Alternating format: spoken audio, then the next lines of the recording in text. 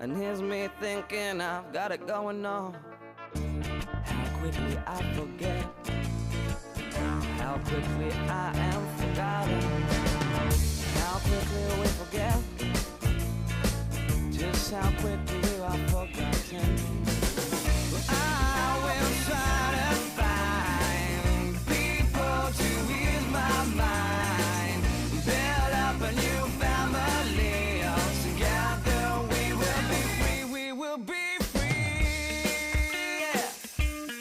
We will be free, we will be free, we will be free.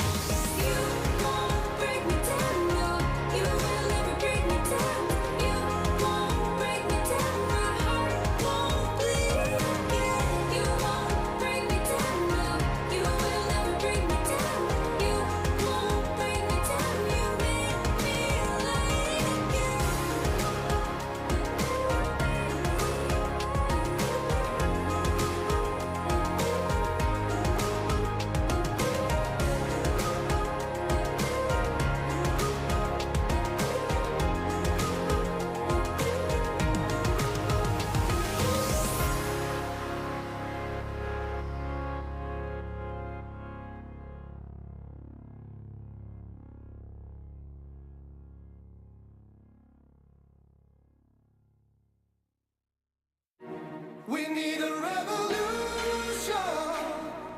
There's only one solution. I need somebody to show me the love.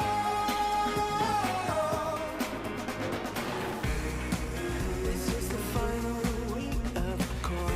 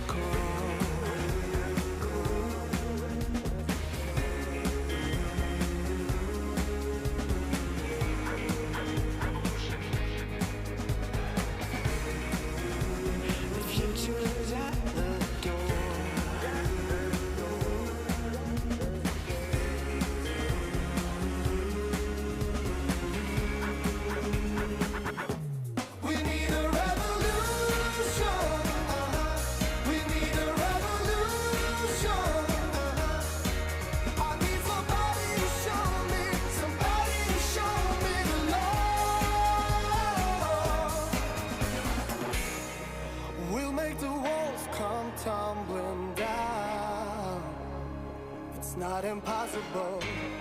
They may be resistant, but somehow we need a revolution. There's only one solution. I need somebody to show me, somebody to show me, somebody to show me the love. We need a revolution. Maybe we need a revolution. I need somebody to show me, somebody to show me the love. I need somebody to show me, somebody to show me the light. We need a revolution.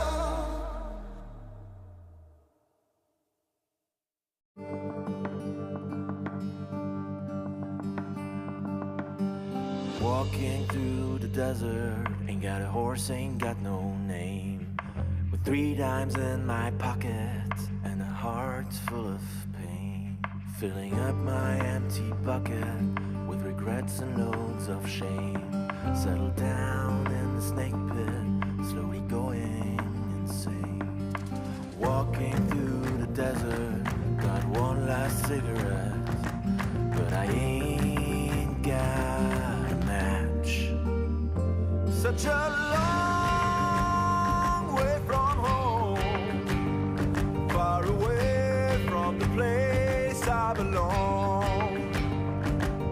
And I ain't got nobody, but one thing I still carry is the sweet scent of your memory. Your memory.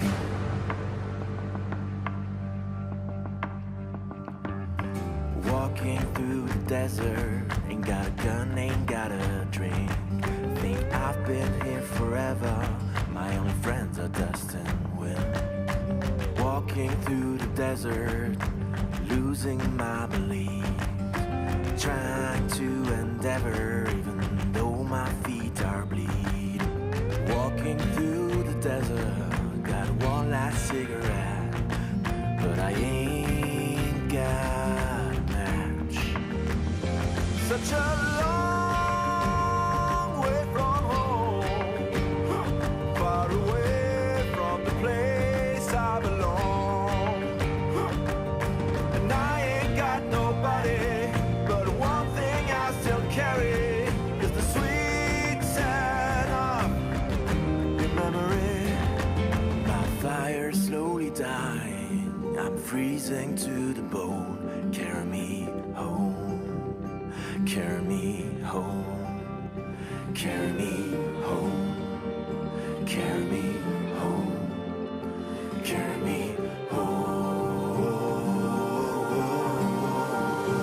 Such a long way from home, far away from the place I belong.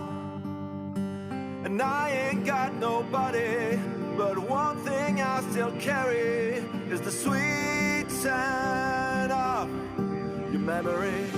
Such a long way from home, far away from the place I belong. And I ain't got nobody, but one thing I still carry is the sweet scent of your memory.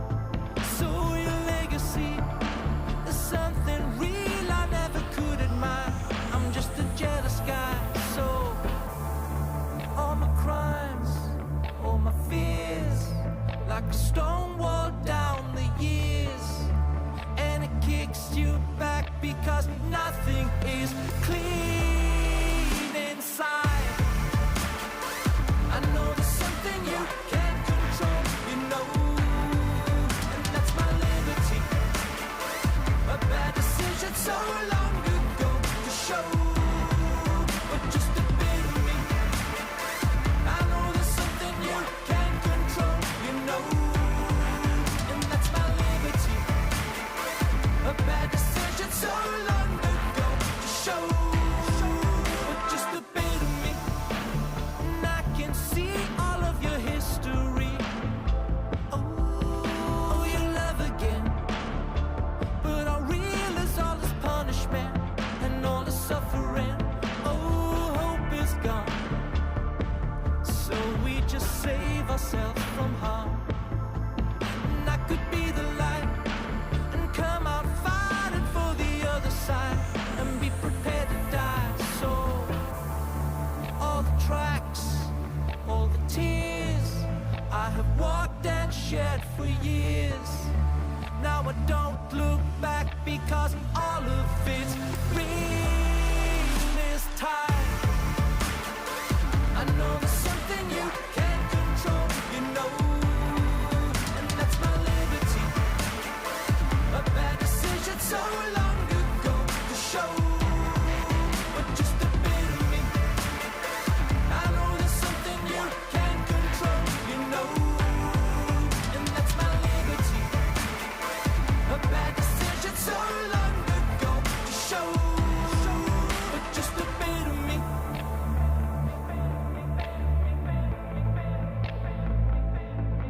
And that's my liberty.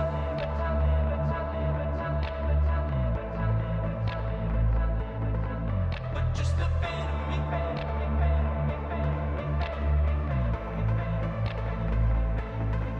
And that's my liberty.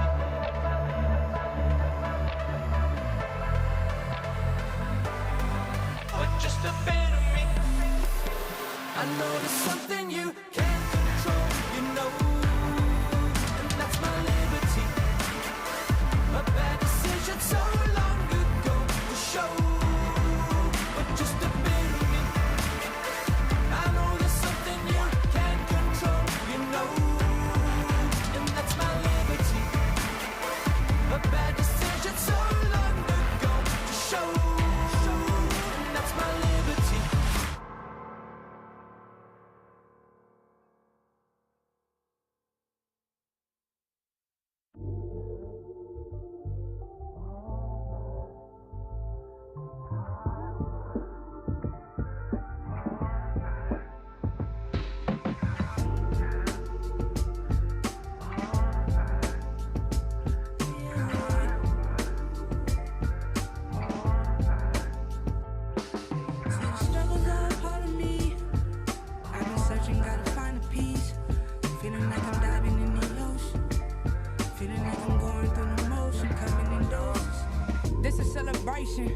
How you take it, see the struggle worth the greatness.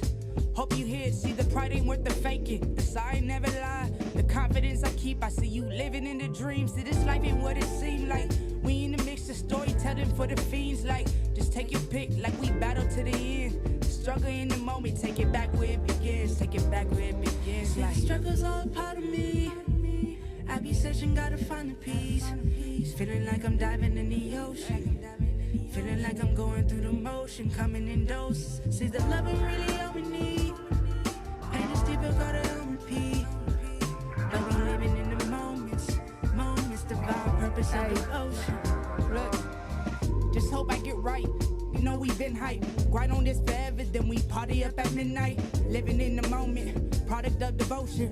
Word on my chest is hustle, trapped in my emotions. Mama used to pray and hope to get better. Better nights, I'm steady dreaming, see this life a treasure. See the love in my reflection, fade in all directions. Focus on my vision while I'm counting on my blessings. See, the struggle's all a part of me. I be searching, gotta find the peace. Feeling like I'm diving in the ocean. Feeling like I'm going through the motion, coming in doses. See, the love ain't really all we need. Pain is deep, it gotta on repeat. But we living in the moments, moments, divine purpose of devotion.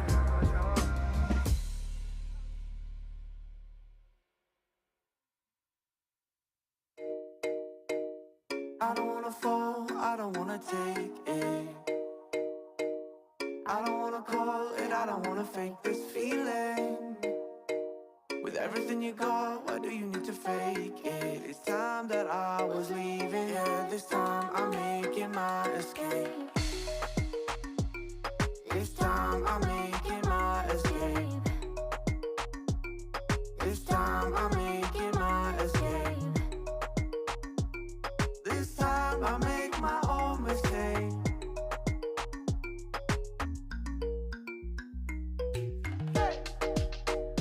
I don't wanna fall, I don't wanna take it now. I don't wanna call it, I don't wanna fake this feeling. With everything you got, what do you need to fake it? It's time that I was leaving, yeah, this time I'm making my escape.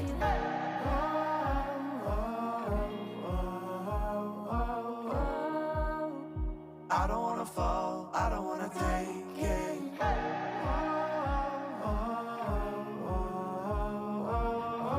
I don't wanna call it, I don't wanna fake it. It's like you never go, never go. Oh, oh, oh. This time I'm leaving. Never go, never go. Oh, oh, oh. My time you're stealing. Never go, never go. Oh, oh, oh. You're never leaving. Never go, never go. Oh, oh, oh. Oh, oh, oh. I don't wanna fall, I don't wanna take it. I don't wanna call it, I don't wanna fake this feeling. With everything you know, why do you need to fake it? It's time that I was leaving, yeah, it's time I'm making my escape. It's time I'm making my escape. It's time I'm making my escape. This time I make my own mistake. This time I'm making my escape.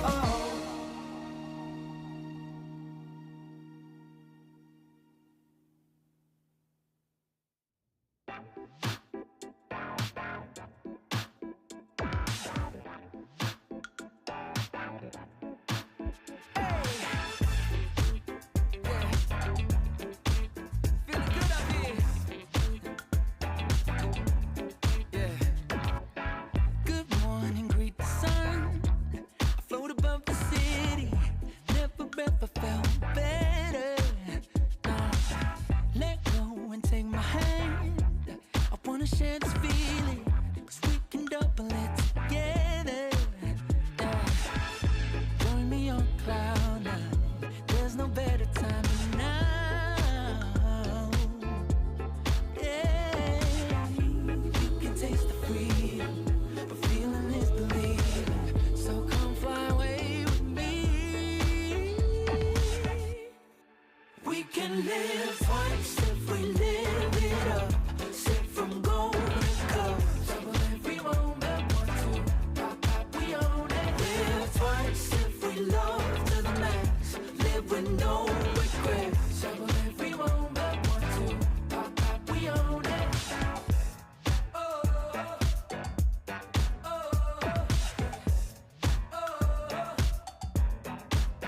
Yeah, left, right, where you want to go. Life can be so easy once you live it like a winner. Yeah, break free, the choice is yours. You can keep this feeling, but sometimes you gotta be a quitter. Yeah, so join me on cloud nine. There's no better time than now.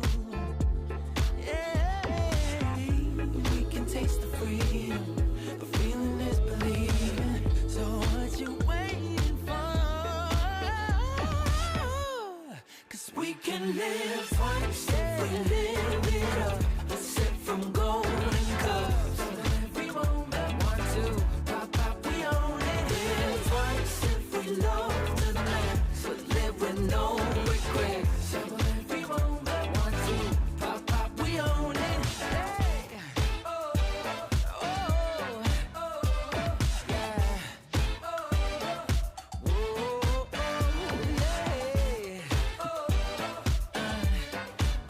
yeah.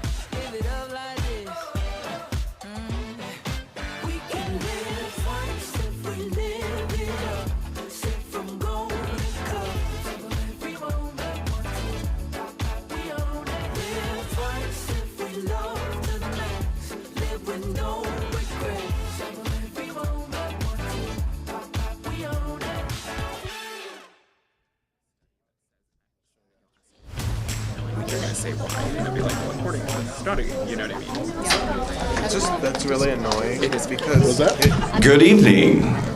Welcome, ladies and gentlemen. How's everybody doing?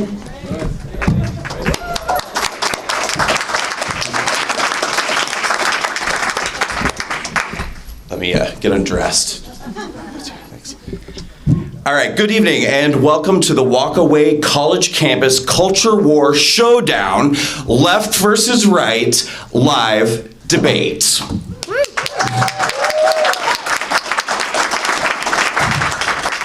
I'm Brandon Straka, founder of the #WalkAway campaign and advocate for free thinkers of all races, orientations, and backgrounds everywhere. Tonight, we're broadcasting live from the Hub at University of Washington in Seattle. The WalkAway campaign team is beyond excited to present the showdown America has been waiting for. The American people are deeply divided. This divide at times seems to be getting worse, not better. We seem to be separating into two thoroughly distinct realities. A person who relies on CNN or MSNBC would have a completely different worldview of American life than a person who watches Fox News or Newsmax or OAN. Both sides think the other is misinformed. Both sides think the other exists in a cult. But surely both of these dueling realities cannot be true. So, is America a racist country? Have government agencies become weaponized against conservatives? Is American democracy being threatened? Are radical LGBTQ ideologues targeting America's children? Is the right wing extremist and white supremacist? Which side of the aisle engages most in political violence as a means to an end? Tonight, WalkAway is tearing down the walls of division and shining a spotlight on the topics that everyone is too afraid to touch.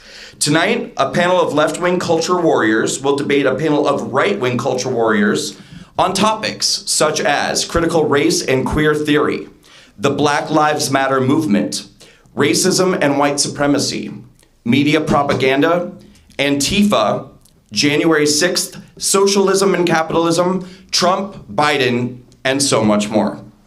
Before we meet tonight's panelists, let me take a moment to let you know that WalkAway is proud and so excited to announce the launch of our own social media platform, WalkAway Social, coming March 1st. WalkAway Social will be a social community for real people to tell real stories of why they're choosing to walk away, using video or written testimonials. The platform will create a massive community of Americans who believe in civil discourse, compassion, understanding, and support for our differences. As we say with WalkAway, WalkAway is a journey, not a destination. Meaning, we don't tell people what to think, what to believe, who to vote for, or what anybody needs to do. Our message is simple. Do your own homework. Do your own research. Disconnect from media lies and propaganda. Think for yourself. And never, never let your skin color, your gender, your sexual orientation, or any other exterior factor dictate what you're expected to believe or who you're expected to vote for. You're an individual. You're an American. You are free to be anything you want to be. Join WalkAway Social on March 1st.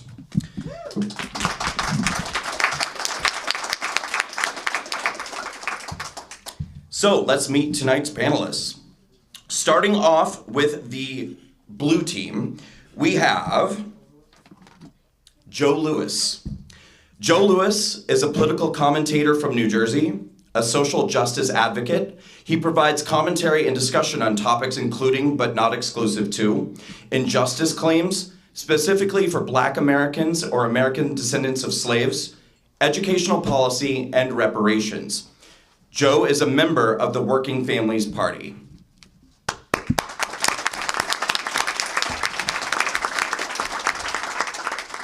In the middle, we have Stardust. Stardust is a streamer and content creator focusing on cultural, social, and political issues. She has debated across the stage from many notable figures such as Nick Fuentes, Lauren Southern, Vaush, and Destiny. She has interviewed figures like Richard Spencer, Ethan Ralph, and more. Stardust is a liberal and a feminist and works towards bridging the gap across the aisle.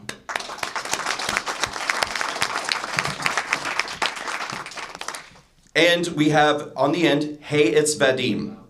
Hey, it's Vadim, aka Vadim Newquist, is a YouTuber, social commentator, and competitive pillow fighter hailing from New York City. In 2015, he started the YouTube channel Creationist Cat, which is often hailed as the greatest YouTube channel of all time, featuring a talking, born-again evangelical cat with a severe speech impediment. In 2020, he transitioned to his new channel, Hey, it's Vadim, where he talks politics, pop culture, and offers thoughtful critiques of big, fat, stupid jerks that annoy him on the internet, like Brandon Straka. He's been featured on Comedy Central, MTV, The Majority Report, The Surfs TV, TYT, TTTTT, Taika YTT, and all your favorite woke lefty mob channels on YouTube. He would like to both thank and wholeheartedly apologize to the audience tonight for having him.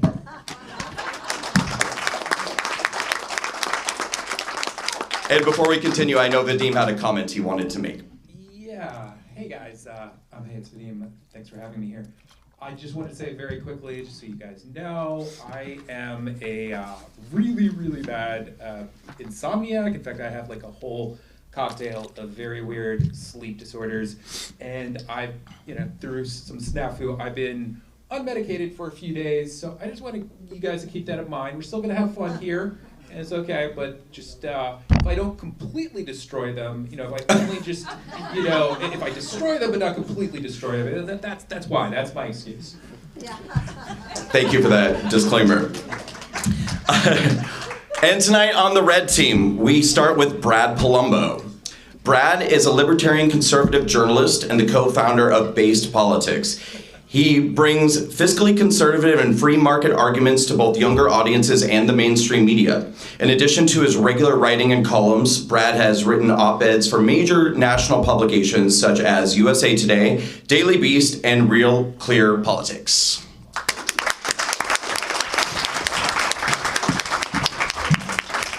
In the middle, we have Hannah Cox. Hannah Cox is a libertarian writer, commentator, and activist, and the co-founder of Based Politics, a new media, content creation hub that is utilizing influencer and independent media to move the needle on pressing policy reforms and advance free markets and limited government. Her prior work has led to the abolition of the death penalty in 3 states, the elimination of state income taxes, healthcare reforms like direct policy care, and the repeal of Certificate of Need laws, school choice programs, and multiple criminal justice reforms, among others.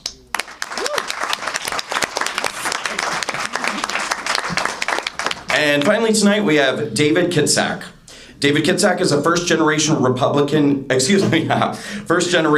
Russian immigrant. And maybe first-generation Republican, I don't know. Not really. Political strategist and commentator. David was a legislative field director during the last midterm election, reaching out to thousands of voters face-to-face. His family's background as refugees from the Soviet Union plays a major role in his political philosophy.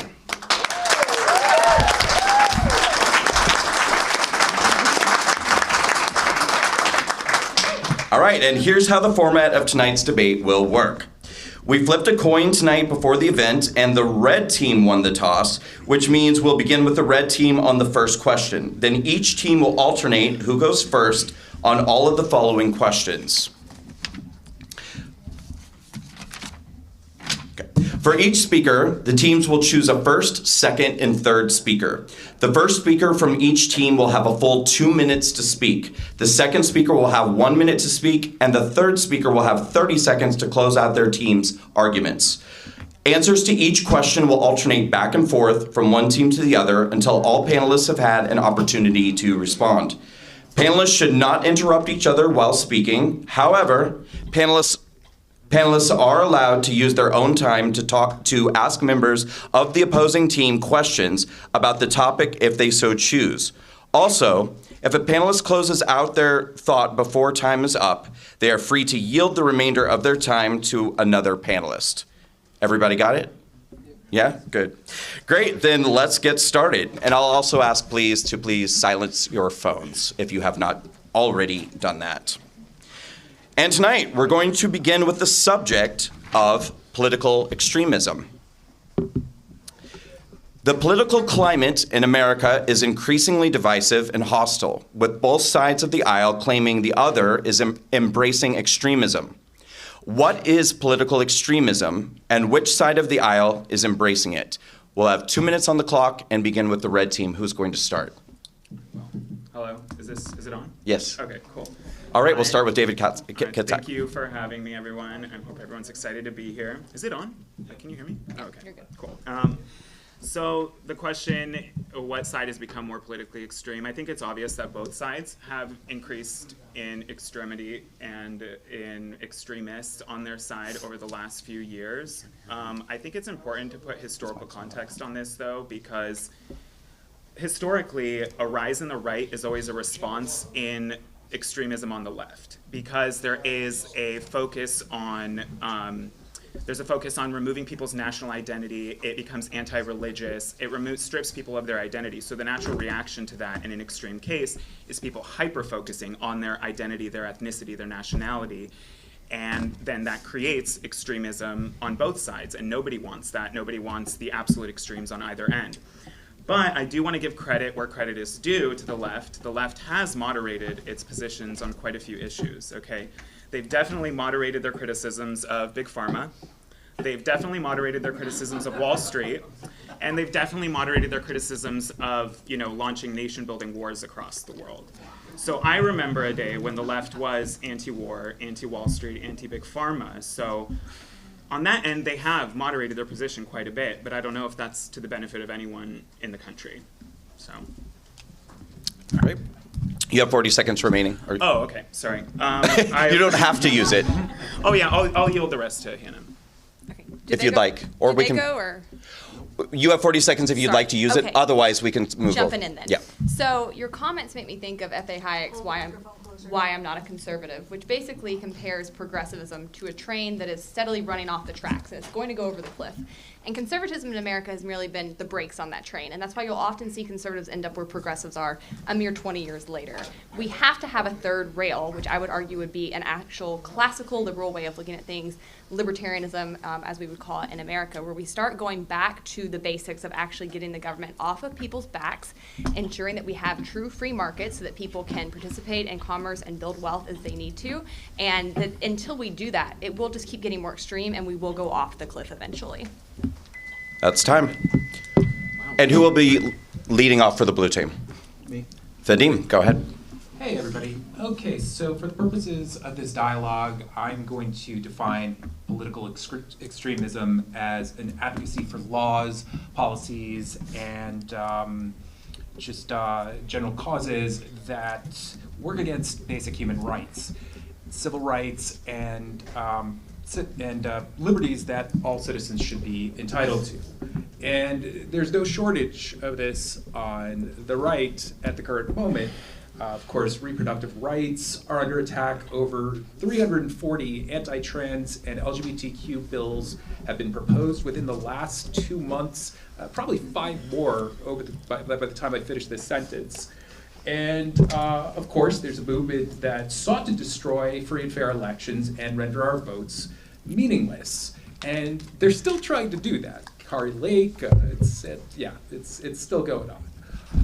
Religious extremism, of course, goes hand in hand with political extremism, and you do not get that on the left.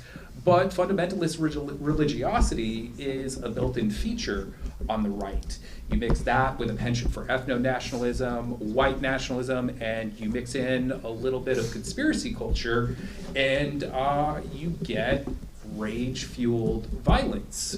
We've seen a lot of it.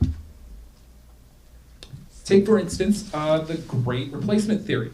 It used to be that just kind of stayed over in Nazi land.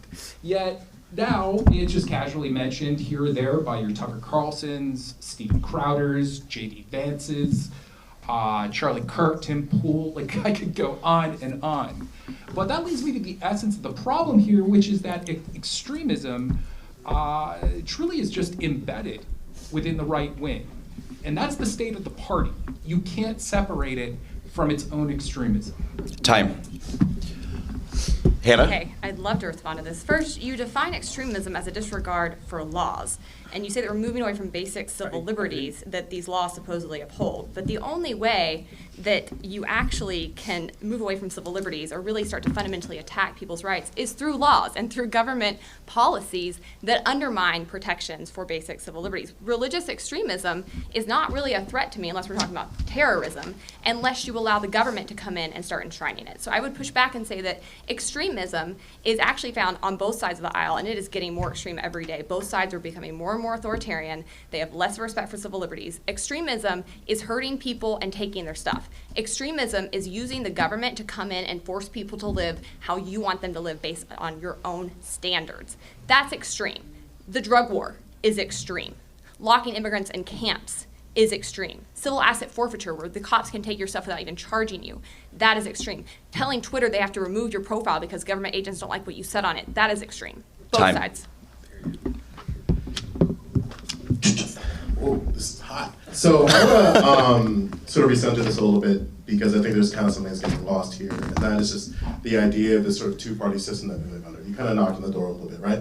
There's two tents, and these tents have a bunch of different electorates within there, right? For the longest time, you had the electorate of, say, white people. And they had the luxury of sort of like navigating within each individual electorate because for the most part, it's because they felt seen within each individual electorate and the electorate reflected their interests. And that can manifest in a bunch of different ways. Within each sort of disaggregation of these electorates, you're going to find different levels of extremism within that. For example, evangelical Christians. That's the party of white supremacy. That is the electorate of white supremacy, evangelical Christians. The problem is, that's not true for all evangelical Christians. We know this not to be true, because something that evangelical Christians have done is be able to separate themselves of those extreme individuals. So each electorate within that has to interrogate their extremism within that electorate. Time. 30 seconds to the red team.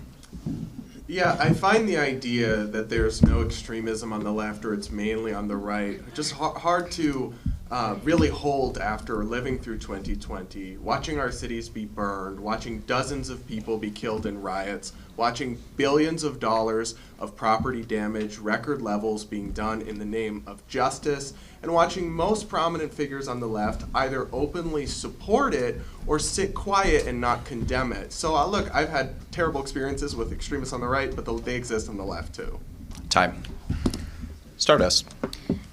Yeah, I don't think I'm going to disagree that there are extremists on the left. I'll gladly cede that point to you. But as far as who openly embraces extremism more, definitely the right. We can look at the Charlottesville rally, where white supremacists and neo-Nazis clashed with counter-protesters and a woman died, right? Trump initially refused to denounce the white supremacists, said that there were good people on both sides. Lauren Boebert is somebody who's been accused of supporting violence against politicians, including tweeting the location of Nancy Pelosi during the January 6th Capitol attack. Thank you.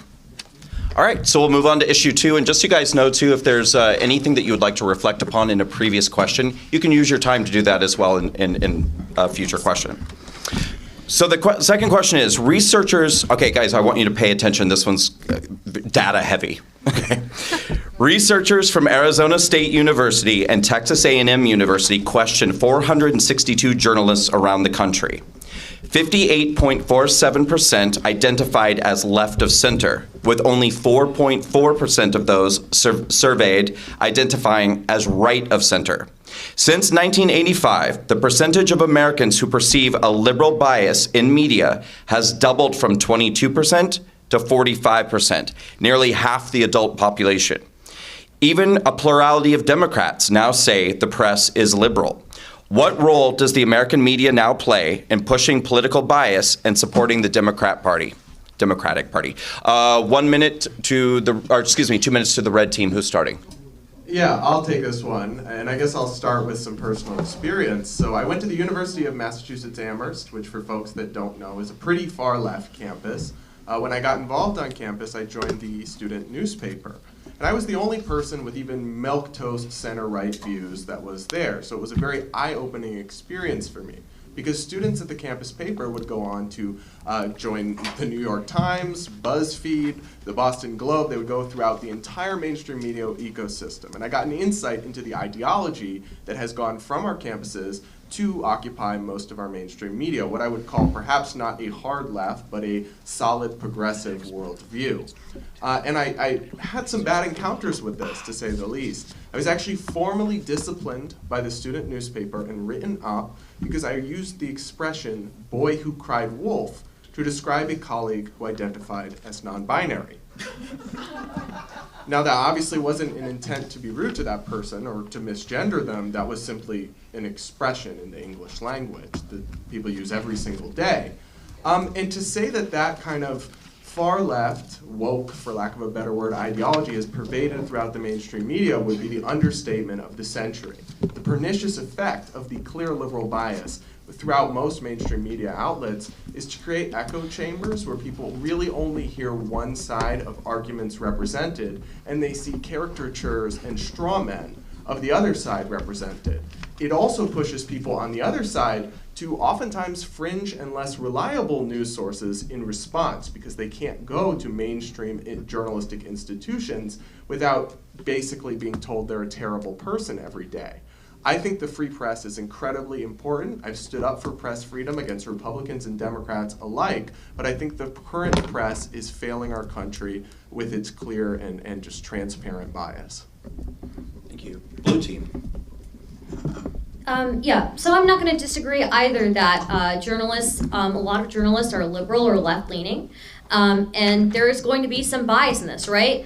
But there's research that shows that Republicans and Democrats only spot bias when it's in articles that favor the other party. So if an article tilts in their favor, they tend to see it as unbiased. There are plenty of examples of right-wing bias and right-wing media being dishonest. We can look at most recently the Fox News leaks, where we see people like Tucker Carlson, Laura Ingraham, Sean Hannity calling Sidney Powell an idiot, saying that she is lying and that she's insane. False election fraud isn't the only thing right-wing media has been dishonest about.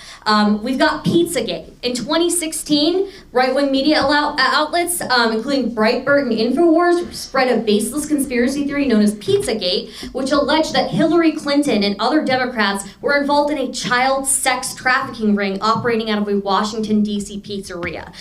We've got the birther conspiracy. Some right-wing media outlets, like Fox News and Breitbart, promoted the conspiracy theory that former President Barack Obama was not born in the United States and therefore was not eligible to be president. We also had misleading coverage of immigration. We've got the Seth Rich conspiracy. There is no drought when it comes to media bias on the right or on the left. But who perpetuates more harmful conspiracies, who perpetuates more harmful dishonesty? I'll leave that up to you.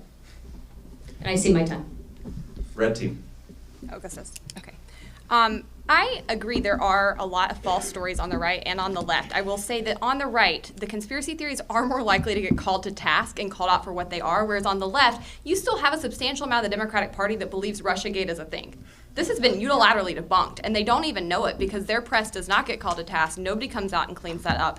And I think this is an increasing problem. This is why Brad and I stepped out and went and created our own outlet. People don't trust the mainstream media anymore, and it's for very, very good reason. But what I will say is when it comes to the left-wing bias, it has real-life consequences. They're in a deep groupthink, and that led to people actually getting killed during COVID, where they put out tons of false information.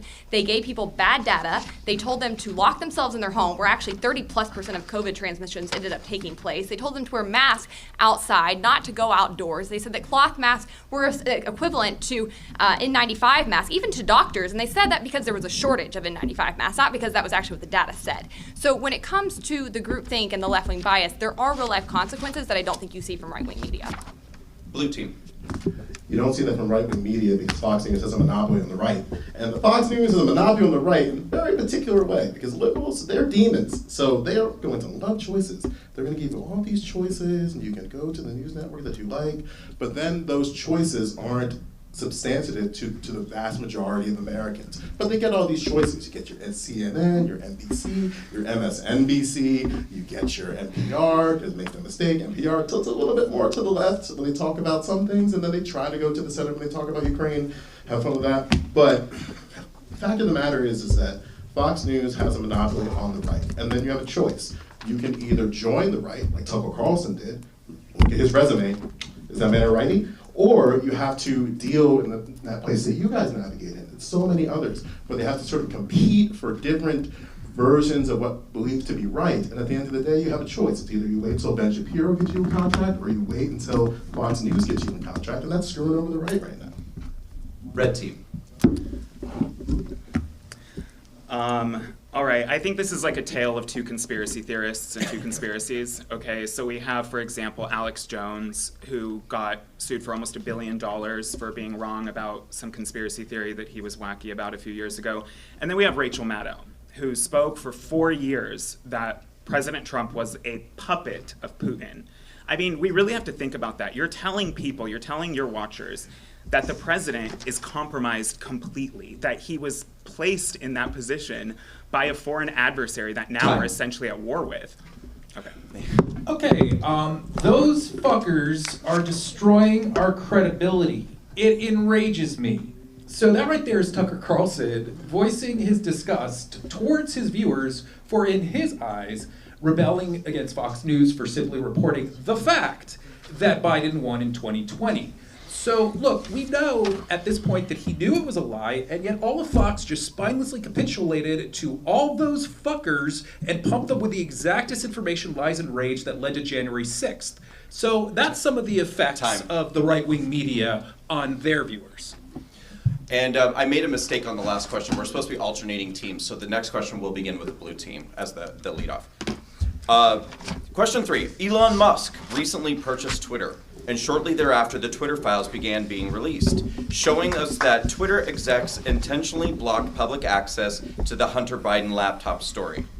A survey by Tip Insights shows 71% of the 501 people surveyed said a truthful interpretation of the Hunter Biden laptop issue could have swung the November 3rd election. That includes 81% of Republican voters and 48% of Democrats. Do you believe the FBI and or other government agencies colluded with big tech to swing the outcome of the 2020 election away from Donald Trump? Blue team. Okay, so show of hands, how many of you guys think that the Twitter files shows that the Biden team had Twitter block the New York Post article about the supposed laptop from hell? Oh, wow. Okay, cool. A lot less than I thought. You guys aren't going to raise your hand? Okay, all right. Okay, cool. So, because a lot of people happen to think that. Restate your question. Yeah, restate the question. He's on time. I'm on time. Yeah. So, okay, look, guys, there's actually no evidence whatsoever that Biden blocked it, or the Biden team. It's just not there. I mean, it's not in the Twitter files. And, can you please not talk while I'm, can I get a few Go ahead. seconds? Yes, go ahead. Sorry, that messes me up. So, okay, look, we do know that they did request about 5 or 6 tweets from low-profile foreign accounts to have pics removed that were basically pictures of, like, I don't know, Hunter Biden's hairy balls while he was, like, smoking crack or something.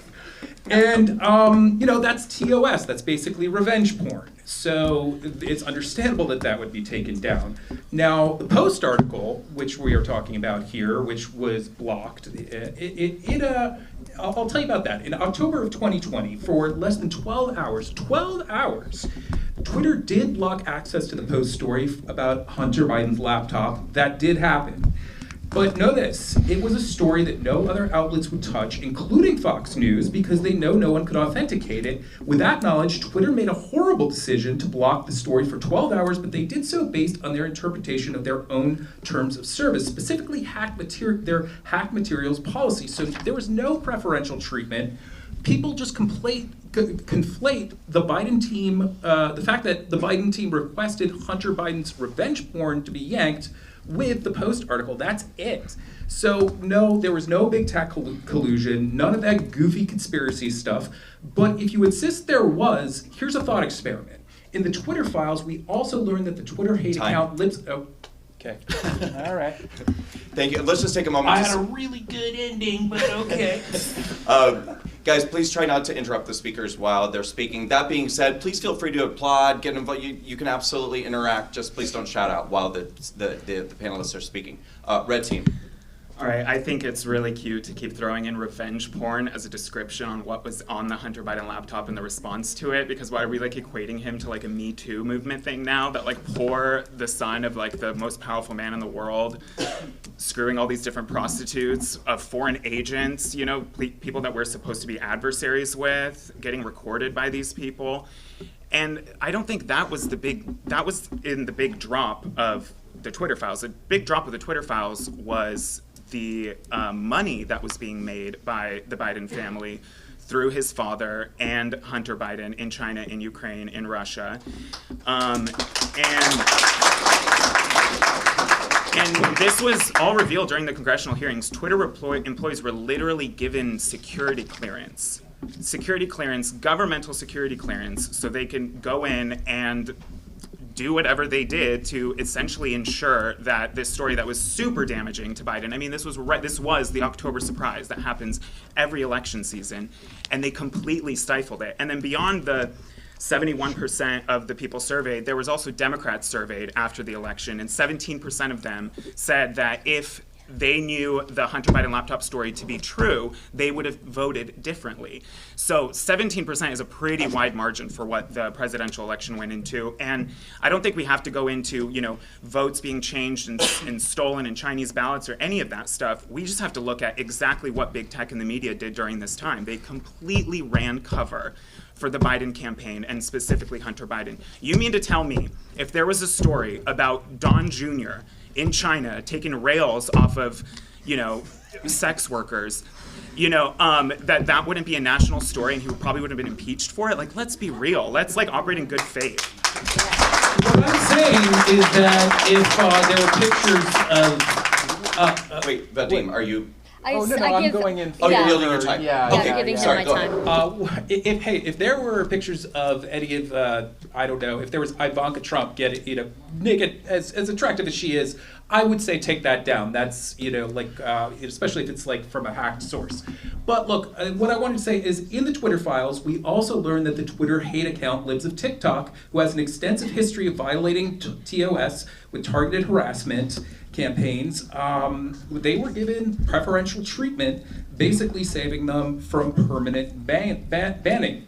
Now, anti-trans issues were a huge issue in the 22 midterms, and so would our opponents say that Twitter colluded with the Republican Party to swing the election to Republican candidates? Because honestly, that's like more than they did for Biden. You know, they only asked to take down 5 pictures from like no-name accounts of like nude pictures of Hunter Biden, which are already against terms of service. So it's a nothing burger. So I'm not sure I agree the story is a nothing burger, but I don't believe that censoring or not censoring the Hunter Biden story on Twitter and Facebook suppressed its reach would have actually made the difference, because I believe it had a Streisand effect. I believe that it led Fox News all day, every day. It was covered throughout all of online and independent media. People were sending each other the story, like, this is the story everyone's blocking. I think it actually got pretty similar, if not more reach, than it would have otherwise. And I also think most people had their minds made up about Donald Trump and Joe Biden. Joe Biden being corrupt is not a new thing. Donald Trump being who he is not a new thing. I think most people had their minds made up. As far as if you could show evidence that the government was emailing Twitter saying, keep Libs of TikTok up, don't take it down, or any of the things, not necessarily applied to the Post story, but in general that we've seen from the Twitter files, I'd absolutely say that's wrong. But none exists. Yeah, this is not only a nothing burger, it's a nothing burger of the century. Literally the only thing that they got were 5 tweets down. That's all they did. Meanwhile, Trump, he requested several, he like asked that they take down Terry Keegan or Chrissy Teigen's like some tweet where she called him like a pussy ass bitch, you know, because he's like the most thin-skinned man in the universe. So honestly, Time. It's a nothing burger. Okay, so my question is, did they take it down? For For Trump, pictures? Trump's request to get that tweet take it down. Did they take it down?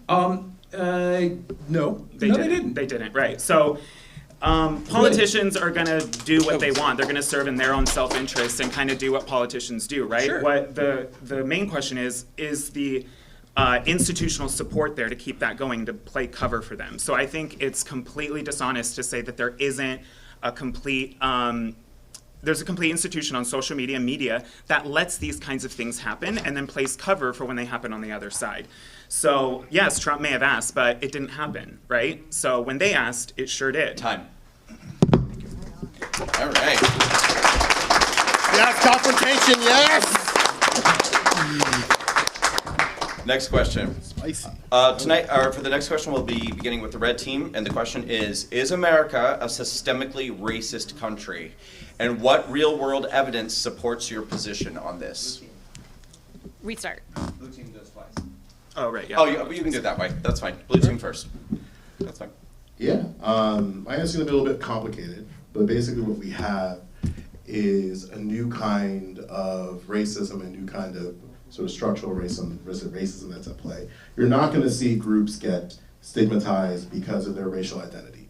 You're not gonna see that. You're gonna see it at the individual level. But what we have is that people are targeted relative to their social position.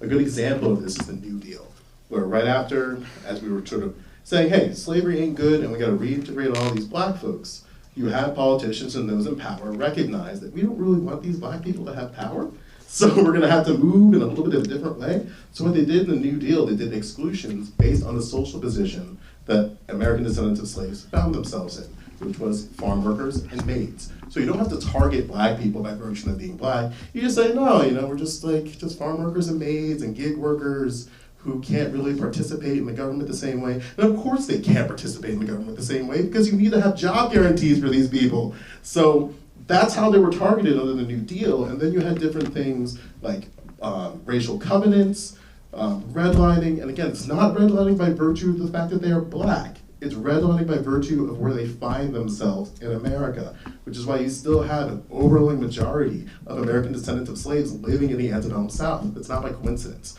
So what tends to happen now is that you see groups get targeted by virtue of their social position as opposed to by virtue of other sort of like visual identifiers. And that's not only going to target black people, it's going to target poor people too, because you don't need to target people by virtue of their identifiers, you target them by their position. And the problem is why these things continue is that liberals are worthless, conservatives are worthless, because when you need to have targeted redress for these communities, you have liberals kind of saying, oh no, we can't do that because it's going to alienate the whites. And then you have conservatives say, oh, you just work hard, and you can just work really, really hard and have your generational poverty, you can get your jobs. But these problems need to be targeted in a different way.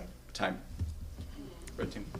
Is America a systemically racist country? 100% yes. And I never understand when the right balks at this. We tell you that the government is corrupt, that it is evil. Why do we try to push back when people say it's racist? We had institutionalized slavery in this country, followed by Jim Crow, that entrenched laws upon laws upon laws. Does that mean everybody working in our government is currently racist?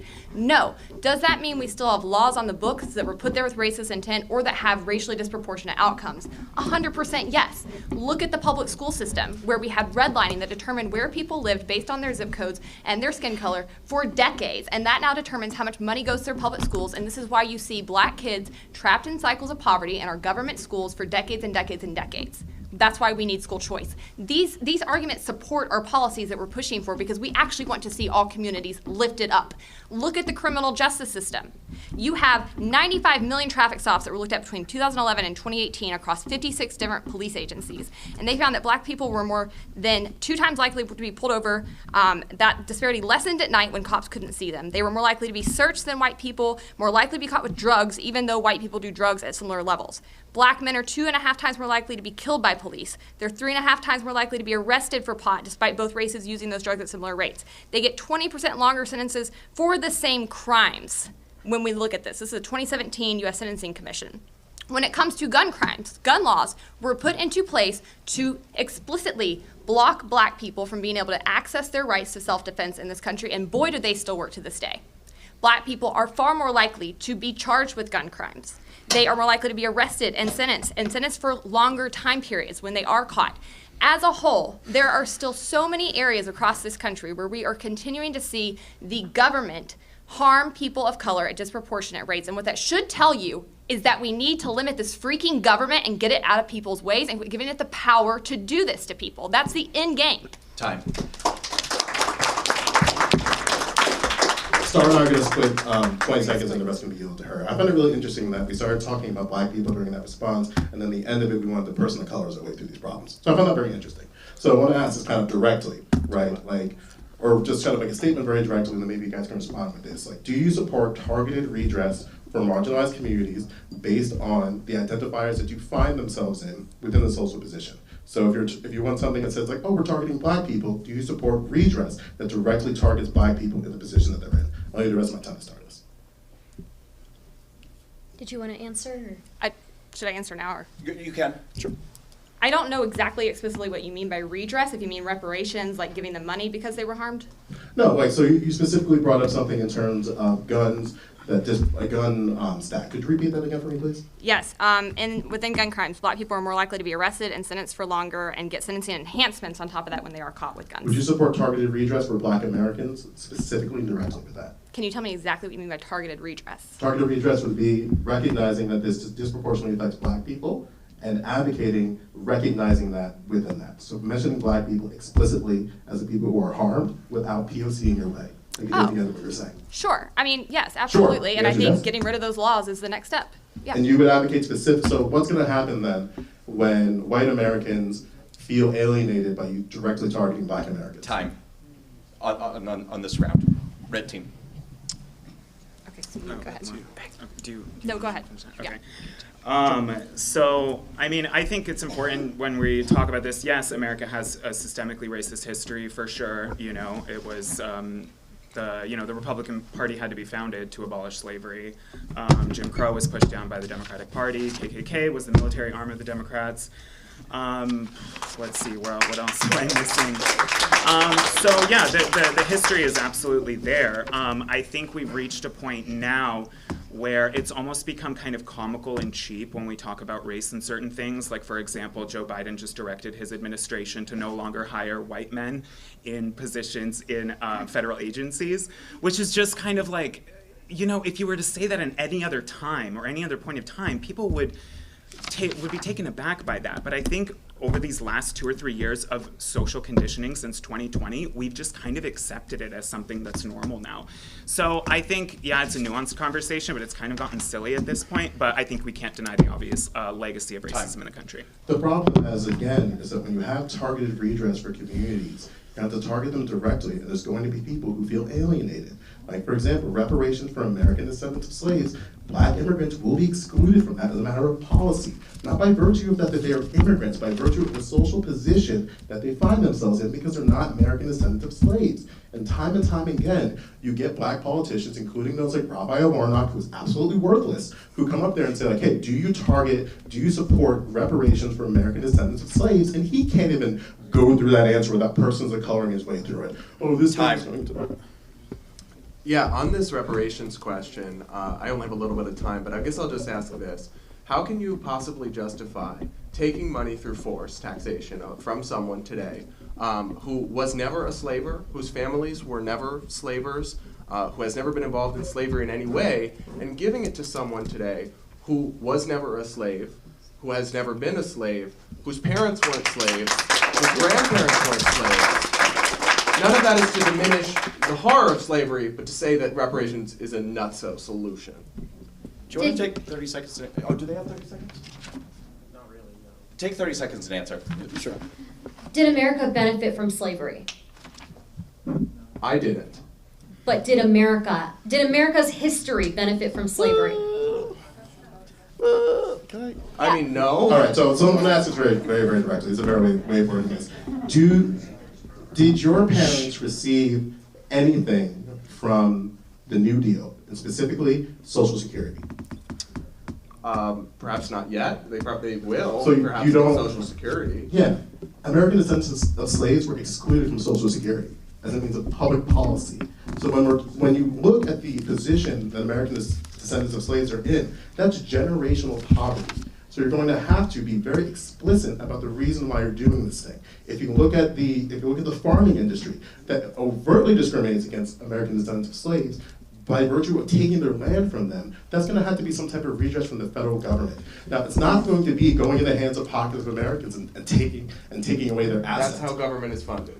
We have to recognize that the assets were taken from American descendants of slaves, and it's the federal government's job to redress them. Hundreds of years ago, I would have supported it at the time. At the time, we're talking about the 80s, my friend. We're talking about slavery. We're talking about as recent as, no. Let's not do that. If we stay on slavery, we're going to be stuck there forever. It's slavery that led to Jim Crow, that led to redlining, that led to the war on poverty, that led to the war on drugs, that led to the situations that even your partner cited. Yeah, and that's the government's job. But you want to respond job. to that today by discriminating again on the basis of race, No. It's reinforcing the Okay. divides.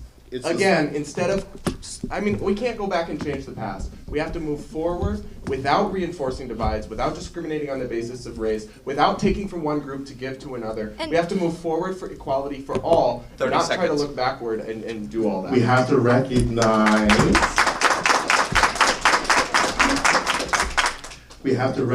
the social situation that American descendants of slaves find themselves in, and you can be more than happy to go on this colorblind nonsense. That's well and good. You have the right to do that. But we have to recognize that these things are targeted and have to be targeted by those communities, not by virtue of their race, but their social position. Time. All right, we spent a little extra time on that one. We'll cool things off by talking about trans issues. Yay. All right.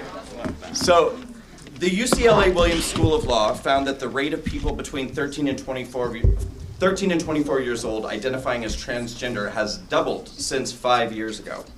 What explains this staggering jump in young people identifying as trans? And do opponents of this trend have a point in saying that young people are being indoctrinated or groomed by woke authority figures with an agenda? Red team first, 2 minutes. Okay. Wow. Yeah, this is a hot one today. I'm personally so disgusted by it, to be honest. Gosh, where to start? So I guess you could start in the beginning, where the source of all of this gender theory and stuff comes from is Dr. Money, and most people should be familiar with him by now, but he was a sexologist at Johns Hopkins in the 80s, and there's the famous Reimer twins case where, there was a botched circumcision. The professor convinced the parents that you could just raise them as a girl because gender is a social construct. And they raised him as a girl. Long story short, one of the twins blew his brain off with a sawed-off shotgun, and the other one overdosed. Okay, that study is still cited as a success, and this is a majority of where gender theory comes from. It's from Dr. John Money. There's people before that, but this is what the way we talk about it today is very much so from Dr. John Money. So I think it's very dangerous. I think there's absolutely a social contagion aspect to it. I mean, when I was in elementary school, the first couple kids that got braces, we thought it was kind of weird. And then the next week or two, everyone was walking around with paper clips in their mouth because they also wanted to have something special or interesting about them. That's the way growing up works. You're constantly searching for identity. And being a teenager, everybody has body dysmorphia. Everyone hates their body as a teenager. It's very uncomfortable. And what you're doing is you're showing kids this magic little pill and saying you were just born in the wrong body. And if we just put you on hormones and start chopping you up, you're going to be a completely brand new person and feel totally different. You're selling them a false bill of goods. Gender therapy and affirmation care is, first of all, that's not real health care. You're not just supposed to affirm anything that someone comes into you as a patient of something. But beyond that, I just think it's really damaging because there's plenty of gay people who, as a child, I related more with girls when I was younger, right? I wanted to be the pink Power Ranger. I didn't have the foresight to know that I would never actually want to change my sex and never not be a man, okay? Now, as a male, I know that. I know that I would still potentially want to be able to have kids, and you can't do that. Okay, guys. This is one of those topics that just is so utterly poisoned by rumors, lies, like many of which we just heard, and just a misapprehension of the facts. For instance, one of the most commonly cited studies by anti-trans advocates is a study that the author herself has spoken up about numerous times, the Swedish study, to basically say, hey, TERFs, all you anti-trans idiots, please stop. You're actually drawing the exact opposite conclusion of the data. Now, false information is everywhere, so I get how, especially when you're in a bit of a right-wing bubble, you won't get those facts. But here they are, okay? Gender-affirming care is safe and effective, and it just works. Yeah, you could laugh, but what you're laughing at right now, okay, is the pronouncements of the American Psychiatric Association, the American Psychological Association, the American Academy of Child and Adolescent Psychiatry. These are the most respected bodies in their respective fields, which represent hundreds, literally hundreds of healthcare professionals. They don't do this because it's woke. They do it because they don't want kids to commit suicide. Okay? Hey, you can grimace all you want, but you know what you are? When you do that, you're basically the equivalent of young Earth creationists, of people who advocate for intelligent design rather than accepting. I mean, look, if you don't take hundreds of thousands of the most respected professionals at their word, then I don't know what the fuck to say to you guys. So look, we have a deluge of anti-LGBTQ bills, and maybe I'll get to finish this in a sec because my time's up. Yeah, I'm not gonna just blindly trust the experts after living through the last 2 years. Sorry, I don't have a lot of time, sorry. But I will just say lots of other countries are very quickly pivoting on this approach. But with all of that set aside, I will say the almost doubling in LGBT identification among youth, it has to be because of two things. One, I have to acknowledge, is increased tolerance. When I was in high school, I never would have been open about the fact that I was gay because people dropped faggot like every other word in a sentence. People don't do that anymore in most cases, so of course more people are going to identify. But we can't pretend that's all that's going on.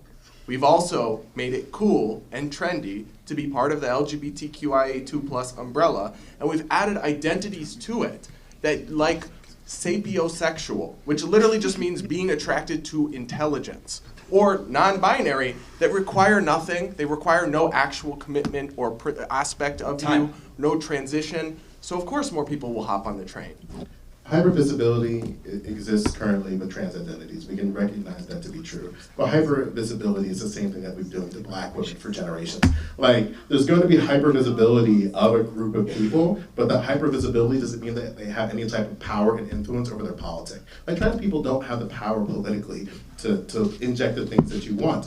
But we do see a hypervisibility problem. And the thing that I'm really sort of interested about is sort of like how the new transphobia is becoming a thing, where it used to be that these people, these trans individuals are sexualizing your kids, and they're sexualizing your kids in a very nefarious way, and they're outright and doing this thing. Now it's a little bit different. But now we're going to the institutional level where teachers, parents, and politicians are so careless about the education around gender that they might trick their child or your children to be trans. So that's a little interesting sort of re-changing of the transphobia thing. I'd love to see if you believe that's also what's happening, if you think that parents, teachers, and government institutions are that reckless about teaching gender. But, yes. The short answer is yes, they are. And plus, when you create this like social currency of like this trendiness with the trans, this non-binary and stuff, you're creating a social currency for parents who want you. There's so many cases, I mean, you could just look it up fairly easily, of parents so obviously pushing their political agenda and wanting to have a trans child, or one parent having 2 or 3 trans children, which is like 1 in a 10 million chance, right? So it's ridiculous. And then I would definitely recommend everyone look up the article written by Jamie Reed. She's an ex-clinic worker at a gender-confirming pediatric Gender Institute or whatever, and she did an entire expose about this. I mean, there is so few questions being asked of these children. Some kids are able to put on hormones after a 15-minute appointment. That is wild. You can barely get a prescription for anything after a single appointment for something, and you're giving kids hormones. And my final point is, I think it's completely emotional blackmail to talk about how all of these kids would be dead unless we give them gender-affirming care. That is wild, and that's what a lot of doctors are saying to parents, and I think it's completely unfair and emotional blackmail. That's really cool that you agreed with the sort of like the new transphobia. Because something I find really interesting is that parents have the responsibility of contextualizing the world to their children. That's always been a thing that's going to happen. Now, with that being said, we've seen sort of the problems with how gender is taught. We have men who feel like they can't express themselves beyond anger in terms of just exuding how they feel emotionally. We have this idea that's like sort of like, we talk about like feminine energy. And I always find that really interesting. Like with the idea that women are this one thing, men are this other thing, and women are in this role and men are in that role. Because something that I really found, like if we believe that like women are not pre-positioned for a position of violence, and that's not the position that you held here, but like if you put a male or female drone pilot into a situation, both of these groups of people are equally going to be violent. It's not going to be by virtue of them being a man or a woman, it's by virtue of them being a drone pilot. So we'll get into later about gender, but I'm really curious to see your thoughts on like sort of how gender has manifested itself. We'll leave it at the topic for that. All right.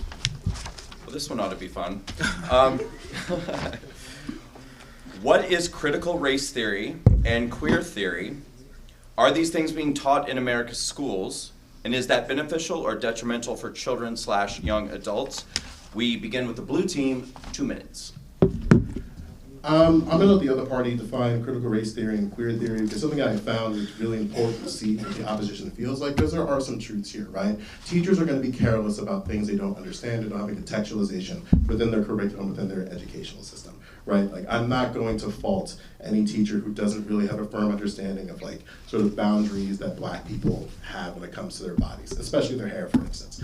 But at the same time, I recognize that these are individuals that need help and assistance, whether that be Black people, trans people, what have you, but also teachers and parents need assistance, especially when it comes to sort of helping reinforce and contextualize the world around them. We had for generations, for generations that, you know, we don't have to teach Black people anything, and we don't have to like use our institutions, and then if we want them to like be level with white Americans, we just create HBCUs and land grant schools. That way they can educate themselves. And then come Roe v. Wade, not Roe v. Wade, excuse me, become like the Brown v. Board of Education, we found these states had to be forced into integration. When white Americans they're not down for that. They weren't down for that, actually. That's why we had 2 versions of Brown to just figure that out, because states' rights, baby. But what we found is that we left white teachers in the dust as they were getting integrated into a multicultural society. So they were just alienated. So you had generations of white teachers with no idea about how to navigate their biases as they exist with Black students. The same thing that we're dealing with now. Like, I'm a millennial. Trans people didn't enter into my life until college. I didn't know there was a thing until college. And that's gonna be a problem if nobody contextualizes like what that means and how you're gonna serve that population. And that's a problem. And unfortunately, yes, like critical race theory and queer theory are ways to contextualize the world around them, but that can't be the only 2 things that are contextualizing people's existence. That's nonsense. Time. Okay, I'll take this one. So, I think the most interesting thing about critical race theory and gender theory is their actual origins. So it all is critical theory under the umbrella of critical theory, which goes back to the Frankfurt School in Germany, which later becomes, you know, the Columbia School on the East Coast. So the origin and the entire purpose of critical theory is to criticize the establishment, specifically the West, and institutions into nothing, basically. You're trying to find any sort of strings and pull them all out together, because it was essentially formed because communism, the way it landed in the Soviet Union and China wasn't going to work in the West. The West had too powerful of institutions like family, the church, community, school, things like that. So people relied on things outside of the government, and it wasn't as easy to pin, a worker against a have-not, as they did, or the proletariat versus the bourgeoisie. So they had to start attacking all of the institutions and all the other things that make the West and America what they are. So all of it is kind of petty to me, because all of it is headed towards a destruction of our current even national idea and our history. It's about rewriting our own history so that we can only see history and anything in life through the lens of oppress and oppressor. And I just think that's the most toxic way to look at anything. And the sneaky thing about critical theory and critical race theory, when they say it's not being taught in schools, yes, they're not going to have open lessons on it, but instead the teachers all go to a meeting and they infuse it into the entire curriculum. So you could be studying math, and suddenly it's 5 of these apples are transgender, 2 of them are non-binary. How many apples do you have that are, Trumpers or something? It's just wild. It'll be infused into every aspect of it, and it's completely disingenuous to be well, this particular type of it is not being taught in schools, which it completely is. It just kind of infuses the entire curriculum. Parents don't know what the Frankfurt School is. Parents don't know what the bourgeoisie is. Parents barely knew what Common Core was when we introduced that nonsense. So it's we gotta recognize we have to just understand what the claim is, right? And that is that the education system fails people. And it fails people every day. And as it's failing people, it's also trying to contextualize the world that they find themselves in. So we get these problems. We get liberals overcorrecting on trans issues, where it's oh yeah, you can be critical whatever you want, and you can be this, you can be that, and all of these choices just make up who you are, and that's so incredibly great. But we didn't give the contextual about what that means. There is still a responsibility of men, and we inherit that responsibility as men, so we don't brutalize women for more generations. We have the contextualization of understanding, okay, it's not by virtue that you are white that you have some sort of responsibility, but you have a responsibility as taxpayers and people who contribute to the democratic process to stop treating black people like garbage. And these are things that, Time. one of many, but we can get into it. Red team. Yeah, so I always feel a little bit gaslit about this conversation, because it seems to me many of our friends, maybe not you guys, but on the left, they'll say simultaneously that critical race theory and queer theory aren't taught in schools, but also that efforts to restrict them being taught are really, really bad. It would seem to me if it's not being taught, you shouldn't really care whether it's restricted or not. Now, I will absolutely acknowledge that Kimberly Crenshaw is not being assigned in 3rd grade. Right? They'll say these are advanced legal theories, these are college-level courses, and that is true on its face. But ideas, far left ideas about race, about LGBT issues, are being taught in our public school system. It's very hard to know how much. I've seen the books, I've seen the TikTok teachers showing us how they tell their students to pledge allegiance to the rainbow flag. It's hard to know how pervasive it is because our public education system isn't exactly a beacon of transparency. But I think to pretend it's not happening at all is disingenuous. Time. I just want to play basketball today. Look, at the end of the day, parents need to be more involved in the education of their children, and time again, this has been an issue with every single topic. And look, if you have problems with the books that exist in your school, librarians exist, and you can appeal to a librarian if you have a problem with the book schools. If you go to the school board, my name dropped, oh man. If you go to the school board, it's too late. The superintendent is the only person the school board is accountable for. So you have to recognize that there are different channels to these problems, and these problems are real, and if you believe them to be real, you have to engage in the political process of education. Time. Because right now parents aren't involved. I love that you think parents should be more involved in the schools and their education of their children, because it appears that most people in our government do not, including the FBI, that tried to label parents as domestic terrorists when they did their basic democratic duty of showing up at school boards and trying to weigh in on these issues. I don't really have a bone to pick here over CRT or queer theory. What I do have a bone to pick over is kids being forced to stay in failing government institutions and parents not having a choice over what kind of curriculum they're taught. So what I'd like to ask you is, would you support school choice so that parents can have more of a choice over what their kids are being taught and how? Predominantly, if we do have a school choice system, it's going to disproportionately affect rich people. But I'd love to hear how you want to pan that out. because there's so many problems with school choice. For example, do we want school choice substantive over the choices that parents have for their children? Or do we want to do that sort of laissez-faire liberal politic of like, you'll have all these choices, but if none of these choices are substantive to what you want, shut up. Pick these things instead, because time and time again, that's what happens. And if the tax dollars are going to go where the child goes, that is dying on the hill of a complete revision of the tax code. It's not just like, oh, like, we're going to pick this amount of money from our tax base. I wish that's how it worked. That'd be amazing. Oh my God, I got screwed over so much. My tax returns would be so good. But that's not how that works. So if we're looking to revise the tax code, I'm with you. But at the same time, we have to recognize that if we're going to like help poor people, and most of them are also Black, we have to make sure the choices that they have in the school choice model is substantive to the education these parents want. All right, guys, we're going to move on to the next question. What is commonly referred to as cancel culture has become a prominent mechanism in American society, often leading to the removal of one's job, social media accounts, and other relatively basic functions of today. Should the court of public opinion be given the power to dictate this type of destruction to a person's life? If not, is there a way to combat or change the attitudes surrounding canceling? Red team starts with 2 minutes.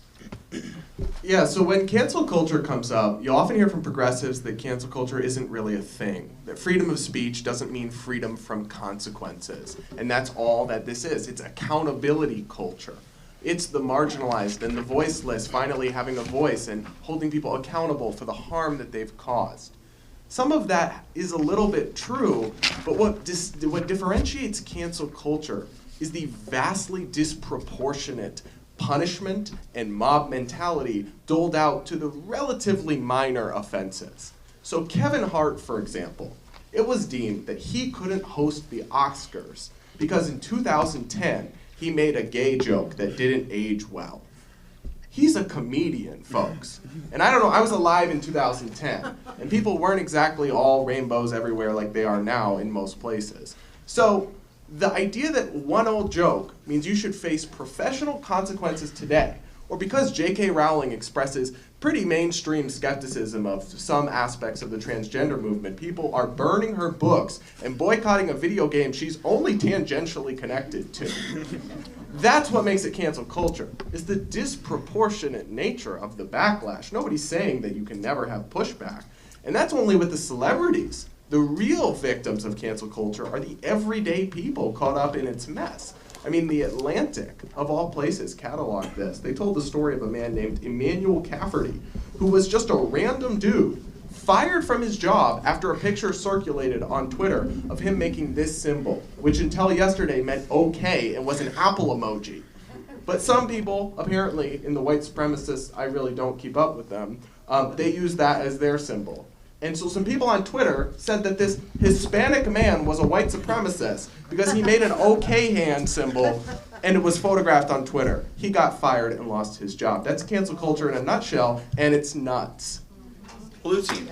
Okay, so guys, I know a little bit about cancel culture. My YouTube channel used to be called Creationist Cat. I moved on to something else, but it's hosted by a furry calico cat. Talk like this. Hey, what's up, sodomites? And, I actually eventually started speaking up because the community that I was in got really fucked up. People started advocating for the alt-right. This is around right before the Charlottesville stuff. And I don't know if you guys know someone by the name of Sargon of Akkad. He called me an SJW, which I am. I'll admit to that. And that's all it took. For a year straight, I was getting pictures of mutilated cats, like roadkill in my Twitter. That wasn't the worst thing. I was doxxed. There's a website on the internet that has my name, and there are pictures of me smoking crack that are photoshopped with a swastika armband, and I was devastated. I lost 10,000 subscribers in a month.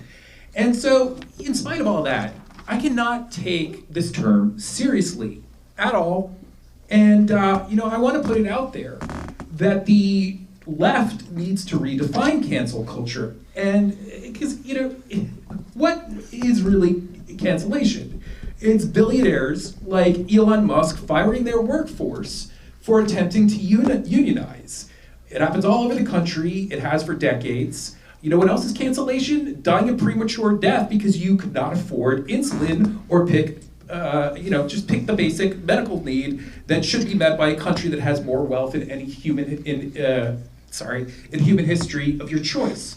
Again, trans individuals in that case were literally witnessing an attempt to cancel an entire culture there with, again, over 340 bills that are trying to prohibit their, keep them from existing as they should. Yeah, sorry, go ahead. Red team. So I think cancel culture is sort of a nuanced subject. I think it can be a free market response, and at times that is a much better alternative than the government coming in, of course.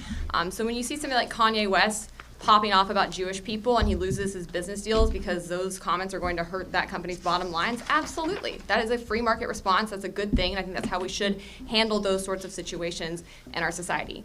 That being said, we have become a nation of Karens, and it is exhausting, and nobody wants to live like this, and we have got to get offline and go actually start meeting people who are different than ourselves. I've had the opportunity to work with leftists and Republicans in this country, and I'm going to tell you something. I like most of them. I end up agreeing with them on a lot of things. I have good working relationships with them, even when we continue to disagree. I had dinner last night with a former colleague who is practically a Marxist, and I love her. This has to start happening in our society so that we are not looking to take people's livelihoods away because they disagree with something. That is not a sustainable future for anybody, and that means that we all have to take it down a notch and start working to actually get to know and like each other once again.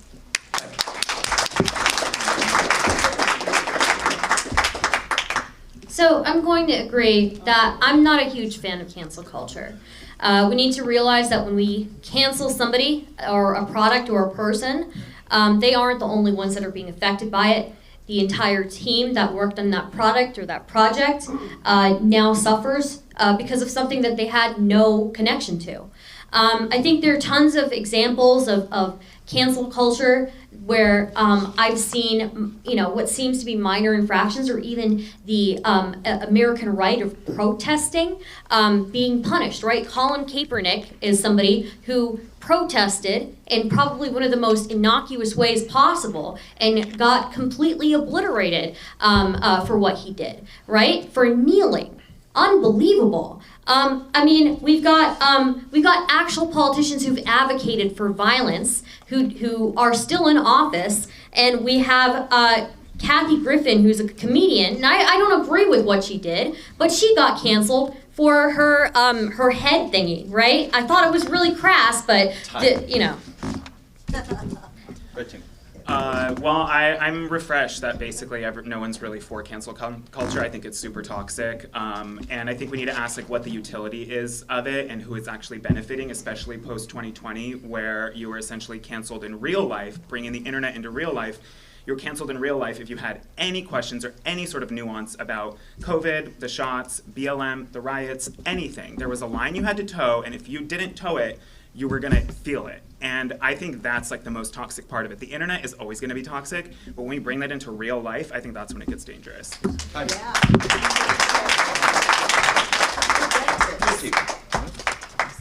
Oh, okay. I don't know. Why don't you take it? Because Okay. All right. Yeah, I'll go with it. Okay. Yeah. So, I'm gonna agree that that cancel culture has far-reaching consequences. We can look at the Satanic Panic of the '80s, where we saw people accusing people of child abuse while the church was abusing children. We can look at McCarthyism of the 1940s and the 1950s, another form of cancel culture, in my opinion, where people lost their livelihood. Some people were imprisoned because of that. So cancel culture can go really, really far. It goes back a long way, and it's unacceptable. Time. Thank you. All right. I just want to say I agree with you about Colin Kaepernick. He had a raw deal. All right, next question. I guess This country, let's ride. After the Supreme Court decided to overturn the landmark case of Roe versus Wade, Many perceive the decision as an attack on women's rights in the United States, when in fact the decision returned the abortion rights issue back to the individual states to decide.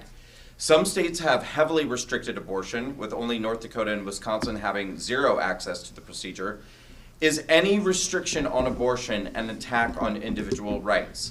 And was the reaction from the pro-abortion activists warranted? We begin with the blue team, 2 minutes. Yes.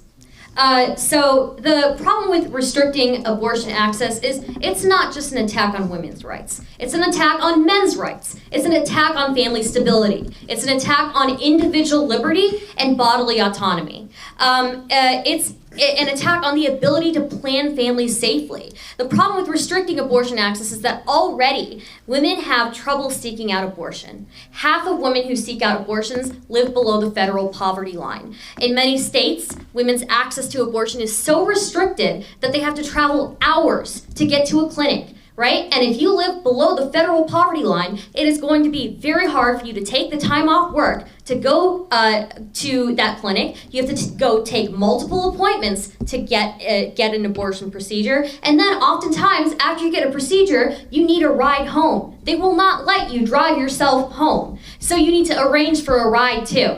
So tell me how a woman living below federal poverty, the federal poverty line, is going to be able to take the time off work to travel hours away to a clinic and take several days off to go get multiple appointments to get this procedure done and have somebody arrange to come pick them up hours away.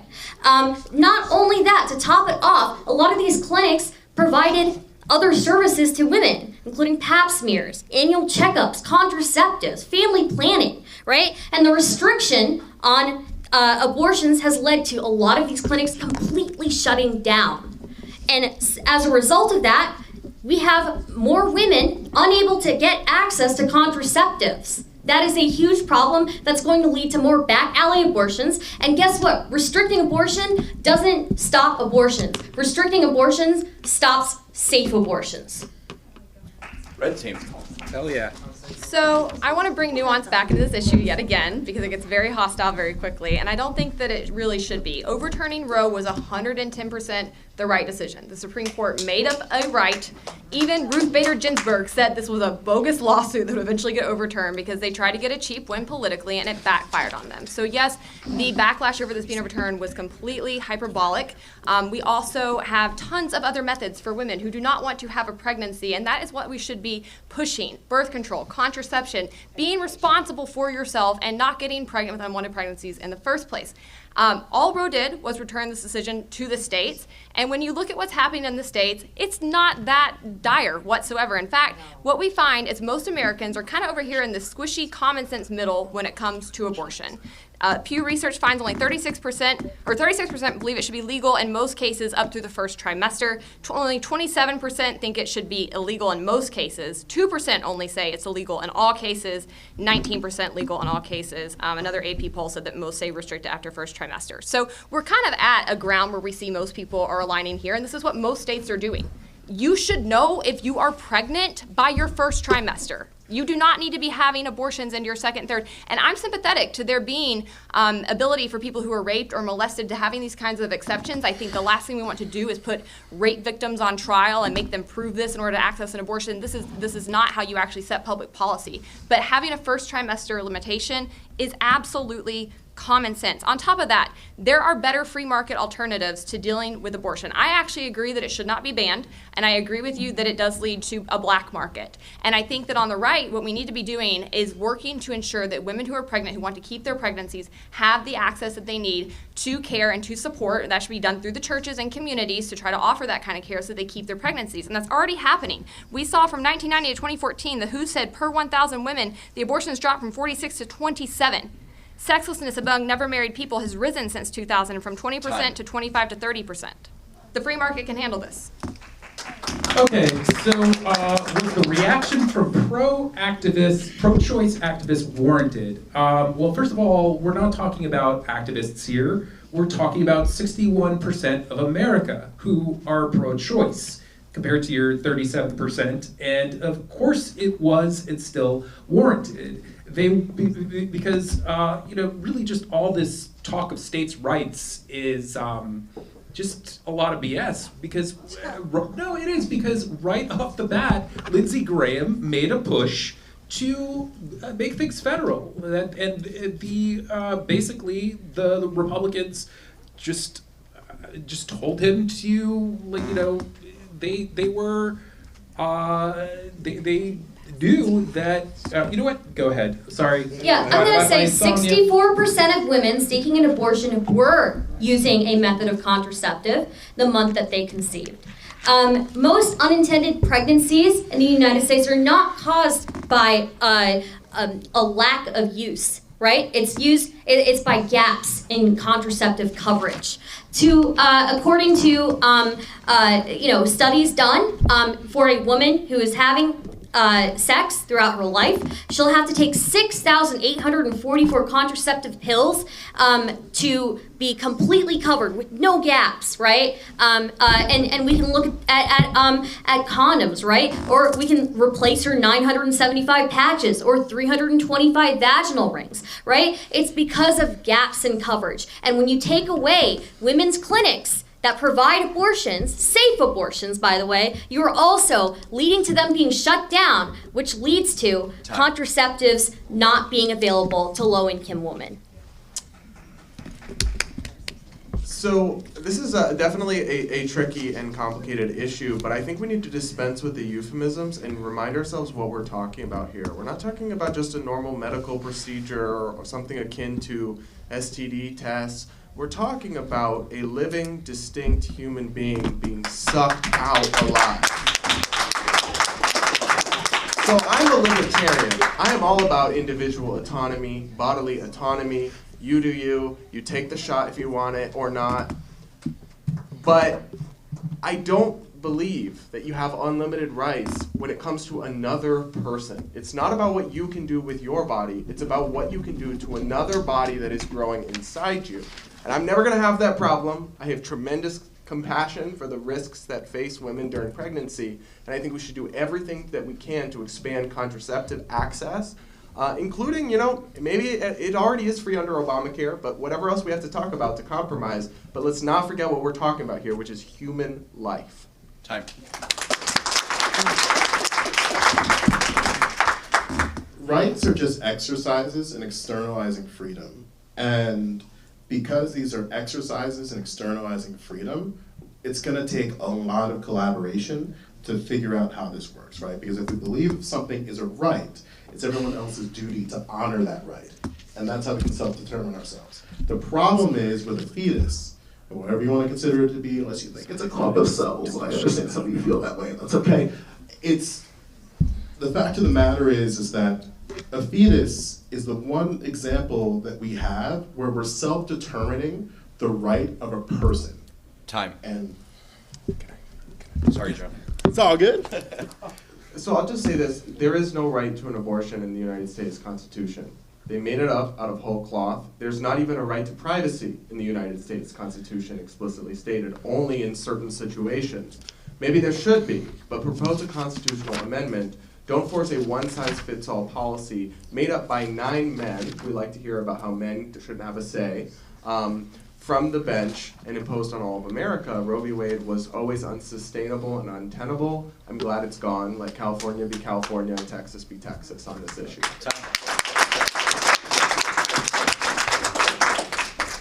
Moving on. Political violence is a recurring issue concerned with protests. The BLM and Antifa riots of 2020 resulted in over $2 billion in property damage, dozens killed, and thousands injured, making the riots the costliest in American history. More than 90% of all rioters charged in conjunction with the 2020 riots had all of their charges dropped. Compare this to January 6th, when nearly 1,000 Trump supporters were arrested and charged, the majority of them on nonviolent misdemeanors for trespassing, and not a single J6 defendant has had their charges dropped. Why have the Democrats and the media presented the much deadlier and much more destructive BLM Antifa riots as a summer of love and January 6th as an insurrection? And what explains this stark disparity in how the criminal cases are handled in both situations? Red team first. Okay. Thank you. I want to say one tiny quick thing about the last subject we just had is that I think we should all be really uncomfortable with people talking about the necessity for abortion for poor people and all of that, like that hyper focus on that. You're like a few inches from eugenics at that point. When you're saying that there's nothing else we can offer a poor family or a poor mother besides killing her child in the womb, I think that's a little, I think we can do better in this country. But on to the January 6th and the BLM riots. I mean, the answer in one word is simple. It's Trump. Trump completely scrambled the brains of the mainstream media and most of his opposition in the government. They had such a vitriolic hatred to him that they would justify just about anything. So obviously there weren't many Trump supporters at the Summer of Love and the BLM Antifa riots. There weren't that many. And we had, people in Senate. We had Kamala Harris, presidential candidate at the time, I believe. She was bending over backwards and posting things on her Twitter about how to bail people out of jail who had committed violent crimes, including because people aren't just arrested for holding up a sign. They're arrested for engaging in some sort of violence, okay? There was so much going on that a fraction of them even faced any charges.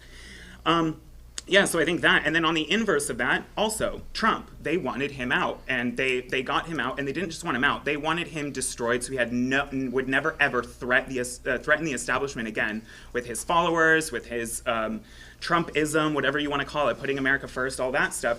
They wanted to bury that 6 feet under forever, and that's what January 6th has done. It became a radioactive subject to conservatives and people on the right, because people, the first few months of 2021 would almost open every conversation with, "Nah, I'm not one of those, that did that over there." And what has that done? That's like seeped into our society in like this cult-like way that we basically just accepted the way they ascribe everything to us. Time. Is it okay if Stardust responds directly to his initial Yeah, opening? I just want to say, I want to respond to that. So I would appreciate not putting words in my mouth. I don't think I've ever advocated for eugenics. What I'm talking about when a woman below the federal poverty line needs access to contraceptives, when you shut down abortion clinics, you shut off her ability to get contraceptives too. And if majority of these unplanned pregnancies are because of gaps in contraceptive coverage, when you close those clinics down, you are leading to more. Specifically, just to clarify, I wasn't specifically talking about you, but I've heard that a lot. Oh, sorry. All right, BLM Antifa, here we go. So, listen, man, lib's gonna lib. Summer of Love, it's just, I don't know if I can cuss, but it's bullshit. Like, it's, at the end of the day, here's what happened, right? Black Americans, for the longest time, have had this, deep desire to have the police not treat us like garbage, and then every single time there's some type of policy that we want, that we know that could help us, like changing the practices, policies, and procedures, and the institution of police in a way that's reflective to public safety, and not just kind of throwing police at problems. Because make no mistake, there are well-intentioned liberals who throw on salt on their food, no different than the way they throw police at problems. And that's an issue, because for a lot of people, the institution of police is working, and it's working as it intends for them in their community context.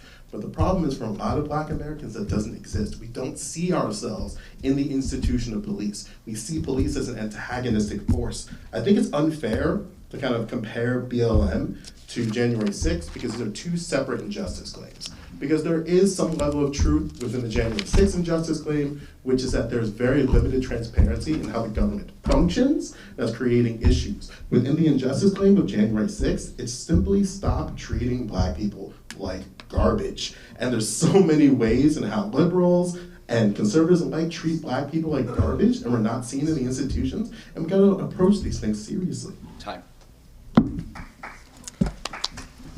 So I actually want, and I agree, this is a really hard subject to break down because they are two such different events, but I will say one thing that I think explains the discrepancy and how the BLM protesters were treated compared to January 6th comes down to where the crimes occurred and who they were targeting. Within the BLM rallies, they were largely targeting the community itself, whereas January 6th, they were targeting the government. And the government is going to do one thing, and that is that it's going to protect itself and its people and its institutions, plain and simple. Also, you mostly had people at January 6th charged federally, people at BLM rallies were mostly charged state and local. These are just two very, very different systems coming from the criminal justice apparatus. The DAs have immense power over who gets charged, who gets sentenced. That's actually an ongoing problem in this country. But I think the political pressure and the media pressure probably led to them dropping more of these charges, not wanting to be identified as racist. And I think you have a very different situation where the Biden administration, the federal DA, is continuing to go after the protesters at January 6th. So there were BLM protests that were met with heavy police and National Guard presence. There were protesters who were arrested and charged with crimes. So it's not like there were BLM rioters who didn't face consequences. And I agree with them facing consequences. I don't agree with rioting. I think people should have the right to protest, but I don't agree with the right to riot. I think that the difference also in the January 6th, riots and the BLM riots is that the January 6th riots were intending to disrupt a democratic process. And the consequences of that are going to be much harsher than the rioting that occurred during BLM. So I'll just respond and say that, well, some were charged. More than 90% had their charges dropped who rioted in 2020 in the George Floyd riots. So there wasn't real accountability despite dozens of people being killed in these violent riots. And countless people, $2 billion in property damage, people's business owners' dreams destroyed. Much of it was not covered by insurance, including many minority and people of color who own businesses had their livelihoods ruined. I think we were all horrified by the death of George Floyd. I think we do need to have conversations about police reform, but it really, really sabotaged the movement when they went so violent in their protest. Okay. So let's take the high ball of destruction and violence that occurred at various BLM riots. Let's just multiply it by 10, 100. Just go crazy with that, okay? That still would not be as deadly as the January 6th riots. The potential of that could have been, because that would have been the death of our democracy, okay? Seriously. Once you open up that Pandora's box, you cannot put that back in. And once that happens, our votes mean nothing. That's the end of the American experiment. It's over. So, the repercussions of that are way deadlier. Could have been.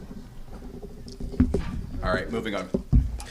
Who has been the better president, Joe Biden or Donald Trump?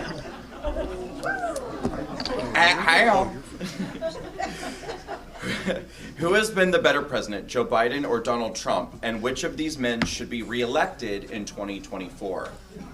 We start with the blue team. All right, I'm a big Joe Biden stan. I think that Donald Trump phenomenally failed us when it came to the pandemic. He refused to acknowledge that the pandemic was even a serious issue for something like 8 months or something like that. We had people in the tens of thousands dying, and he was still refusing to acknowledge it. But let's forget about Trump. Let's talk about Biden. Let's talk about Biden's accomplishments, right? Joe Biden signed legislation to reauthorize and strengthen the Violence Against Women Act. So it's now reauthorized and through 2027, and it includes new provisions to expand legal services for survivors and support underserved communities. That's pretty based. We can talk about Biden investing more in crime control and prevention than any president in history. Imagine that, a Democrat president investing more in crime control and prevention than any president in history. So through the American Rescue Act, $3.5 billion went to federal law enforcement agencies. $6.5 billion went for use by state and local enforcement as part of funding that was given to help state and local governments prevent budget shortages. The total of that was $16.5 billion that was given to law enforcement. We've got the 2022 Omnibus Appropriations Act, right? Provided $125 million in new funding for the cops We've got $15 billion to combat gun trafficking. He's also better in foreign policy. Rejoined the Paris Climate Agreement, rejoined the World Health Organization, increased cooperation in military exercise in the Pacific to help counter China and elevate relationships with the Indo-Pacific region. He also beat Trump in border protection. He got $1.5 billion in new border control security at the border and got Mexico to pay for it.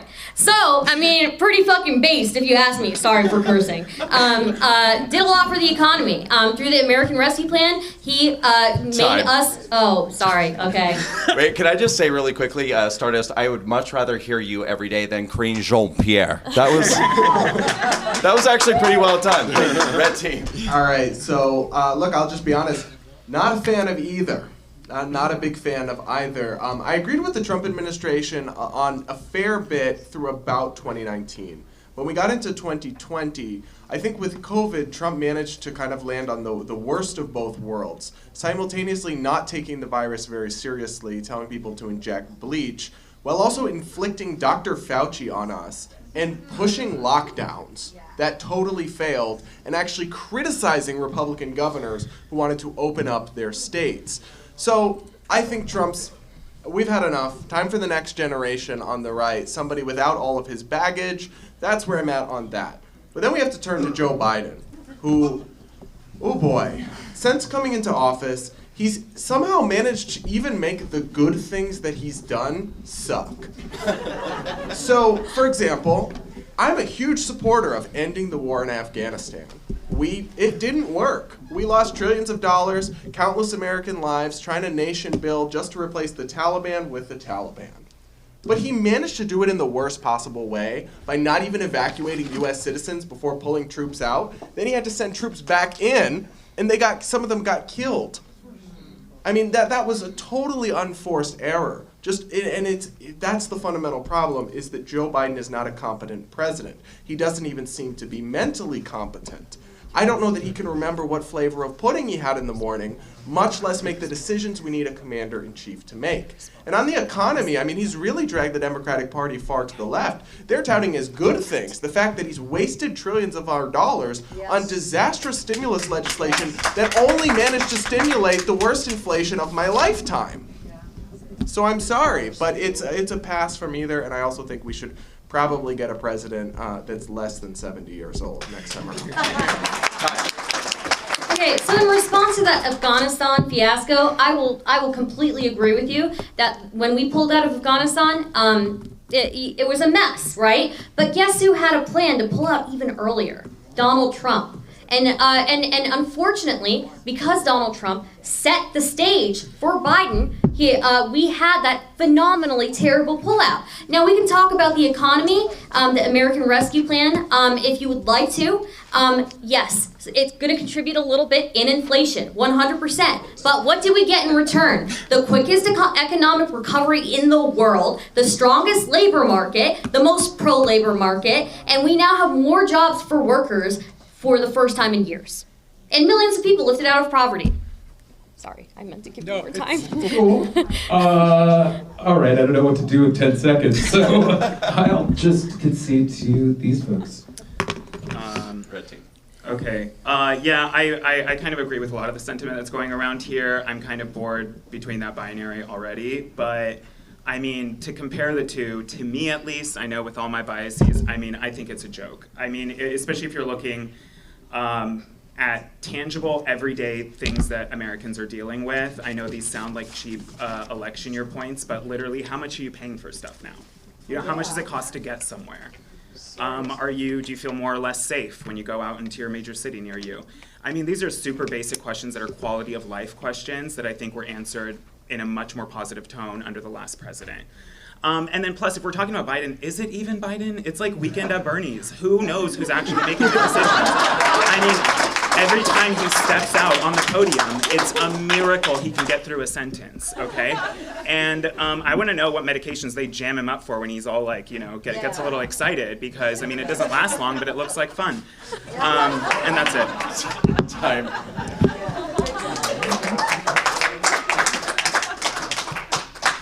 Both of these candidates are politically worthless. serpent demons, and they're serpent demons in really particular ways. Like in this wave of Roe v. Wade getting weighed over, you would think Democrats would have clarified what the fight was for abortion, but they said, no, give us money, we're poor. And it's like, no, you're not, shut up. Like, we have situations where Americans are struggling with the economy in other areas, and neither party wants to clarify what the fight is. Like, and whoever clarifies the fight and has a plan how to fight that, they're gonna win. And it's not gonna be with Biden or Trump.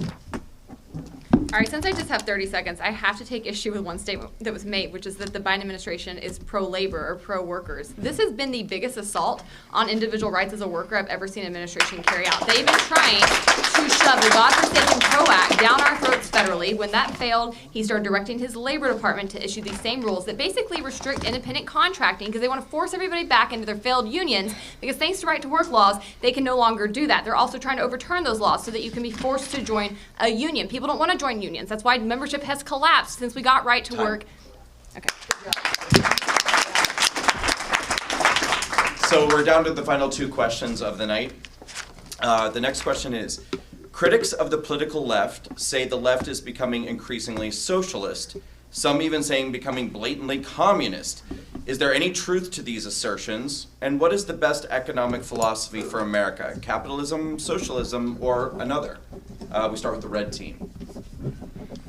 Yeah, so first, I think it's pretty undeniable the Democratic Party has shifted fairly far to the left on economics just over the last 10 years. You look back to the 2016 presidential primary cycle, Bernie Sanders ran and he was like this fringe weird uncle in the Democratic Party. Now, I mean, he's pretty mainstream, and his policy positions, like the $15 minimum wage, like government takeover of our health care, those are very mainstream in the Democratic Party. Not universally held, but much more popular than they were. So we've been seeing them sprint to the left when it comes to government control of our economy. And that's, frankly, just a damn shame.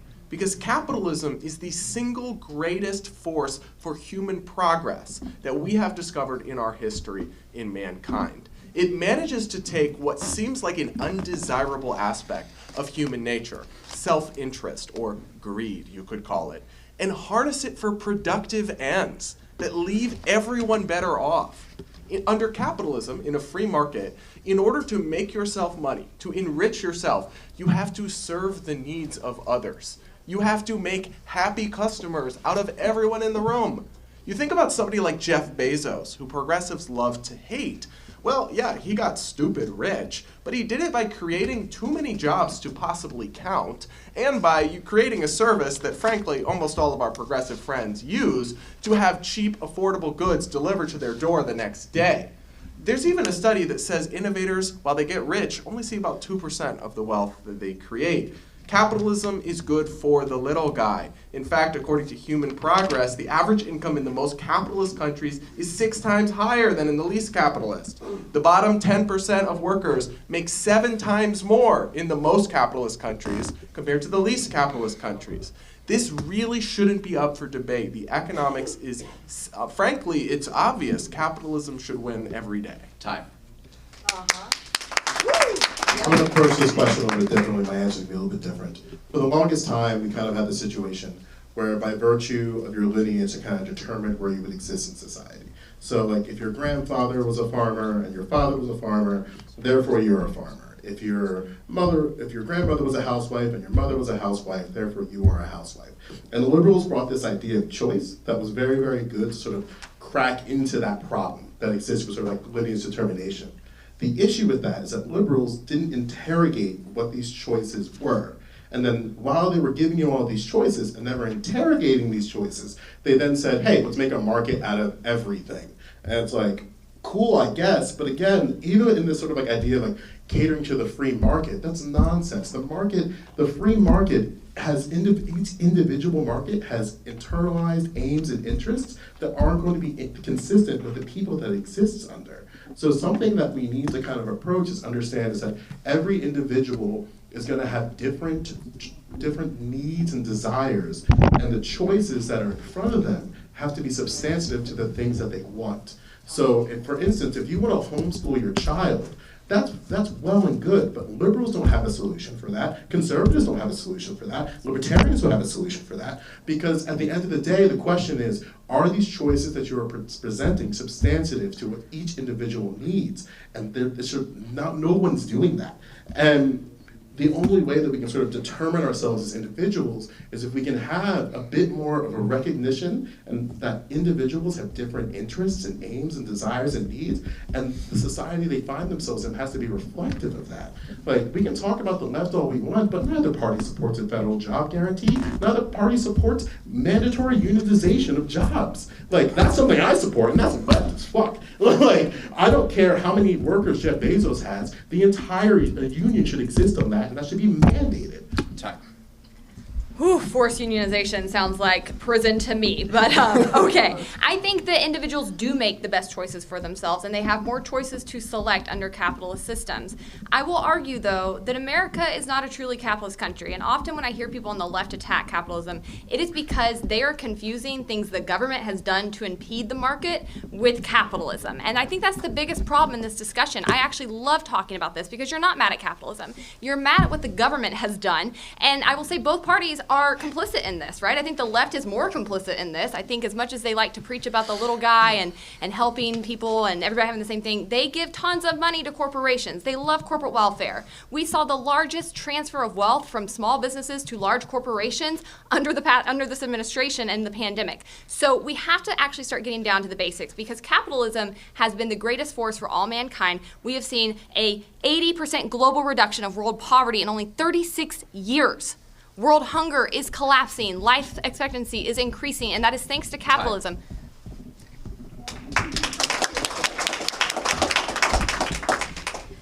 So me and my teammates here are probably going to disagree quite a bit because I'm a huge capitalism stan, right? I love capitalism. But what I will say is, yes, the left has become very diverse, and unfortunately, some of them are communists, but you know, I think there's one thing we can all agree on, right? And that is social safety nets are beneficial and necessary. And not only beneficial and necessary for people, they are beneficial and necessary for capitalism. They reduce poverty, they promote economic mobility, they stimulate consumer spending, they reduce inequality, and they support entrepreneurship. These are very based in capitalist things, and I think we should support more social safety nets.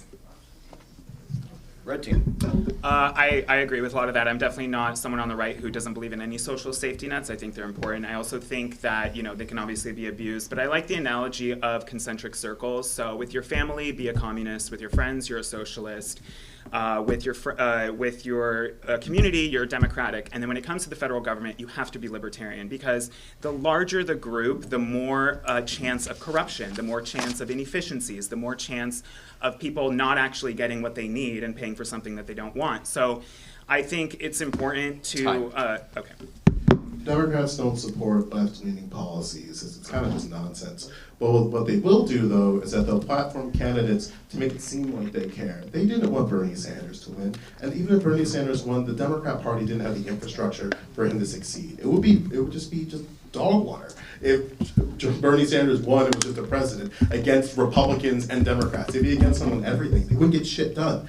At the end of the day, like, people are struggling, people are hurt, and neither party is representing the problems the citizens are under. Time.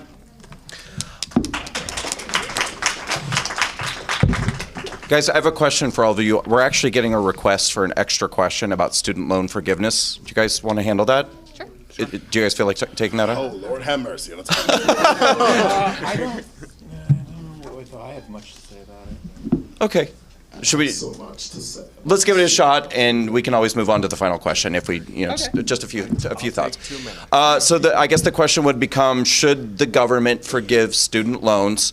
If so, what is the mechanism to carry out such a plan? Is that the question? All right. How about that? Let's go 2 minutes to the blue team.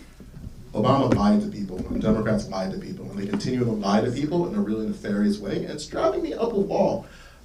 basically what Barack Obama did was groom us into banks and saying that we can't guarantee you anything, but we can guarantee you is the opportunity to have that thing. That piece of shit said that shit. And then acted like we weren't paying attention. Like, basically what we recognize is this, you know, in order to generate wealth in America, you need a house. In order to maintain that house, you need a job. In order to have a job, you need a level of education. In order to have a level of education, you need assets. And we see time and time again that different Americans find themselves in a different asset situation. So for example, someone like the people who I live in this place, they're so rich, there's just Teslas everywhere, but they have the assets to make sure that their child not only is going to get the house that their grandmother gets when they're done with school, maybe even they get it at their wedding. They'll be able to, if they can't pay for that house, they'll be able to have a strong enough credit score from their family in order so that they can get the house that they want, even if they can't pay for it. Listen, man, millennials are broke, and people who graduated from my broke ass town have no business for the homes that they have, because I know them motherfuckers are broke as shit. But at the end of the day, they have assets that aren't tangible for a lot of Americans. Like, generational wealth moves in a very different way. Like, generational wealth is having a decent credit score by virtue of who your parents are. That is an asset that you can use however you would like. There are situations where if you're just by virtue of your parents having a good job and having connections, that's an asset that you could use later once you graduate college. Oh, I don't know what I'm gonna do with my MBA, but my dad works for Bezos, maybe that could work. Well, you'll start here and work your way up. So there's an issue with assets that are happening, and when it comes directly with student loans, we have to recognize this as a class action settlement more than forgiveness, because the government lied to people and made us beholden to banks. Time. So student loans aren't owed to banks, they're almost exclusively owed to the federal government. And let me just start by level setting with you. The student debt crisis does not exist. It is an exaggeration sold to you to blindfold you into supporting what is effectively welfare for the affluent.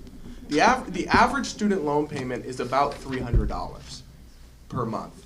That's a headache, not a crisis. And it's something that a responsible adult who pursued a degree that made sense and made reasonable choices can't afford to pay off in most cases. Now, when it comes to student debt cancellation, there's no such thing as cancellation. It's a transfer of the debt from the people who have the degrees that will earn them $1 million more over their lifetime to taxpayers, including the 2 in 3 Americans who didn't go to college over age 25. A University of Chicago study even found that the top 20% of income earners, you know, those rich that the progressive love to tell us about, they will get 6 times more benefit financially from full student debt cancellation than the bottom 20%, you know, that the working people that Bernie and these people stand for. It's a scam. It's a transfer of wealth to the Democratic base. People who went to college, people who advanced degrees. In fact, the biggest beneficiaries of the Biden administration's student debt pause, which the interest payments are being forgiven, guess who they are? Doctors and lawyers, according to the Nonpartisan Committee for a Responsible Federal Budget. This is a wolf in sheep's clothing. It puts a Band-Aid on a bullet hole because it does not address the root cause of the problem, which is exorbitant college tuition prices. But that's caused by a basically blank check federal subsidies. Econ 101, inflate demand, prices go up. And 2, massive administrative bloat and waste on campus. It's a terrible policy. Education is like the core of how we can build a functioning society. And all the game was really going to lie about that. But again, we have to realize that these institutions lie to Americans. So, like, listen, I would love to feature that student loan forgiveness from Joe Biden doing all that stuff. But listen, my pimp is Sally Mae, and she is a very aggressive woman. I don't know if anyone has Sally Mae debt, but they will find you. So in some situations, depending on what state you're from, they'll say, hey, I know you're a doctor, but Sally Mae owes you, so you can't be a doctor right now. And you're like, what? It's like, yeah. So at the end of the day, like for me at least, we have to recognize that if education is the priority, And if we want to make sure we have an educated population, we have to hold institutions accountable, especially the institution of universities and colleges, as well as the institution of public schools, and just the Department of Education broadly. Because again, they lie to people and they make money in the process doing it. And maybe it's where we don't really disagree, but maybe it's just like the interior redress that's the issue we're having here. Time. So I think this is a problem we often see within the Democratic Party, where their policies come in and break a market, and then they want to come in and throw more taxpayer dollars at the problem that they created in the first place with their policies. Yes. Colleges could not be as expensive as they are if you got the government out of the business of subsidizing them. And I agree, these schools should be held accountable. They are lying to people. They are corrupt. Many of these degrees should not exist. And I'm telling you, if you just had a market system giving loans, I couldn't go get somebody to give me $100,000 to go study poetry.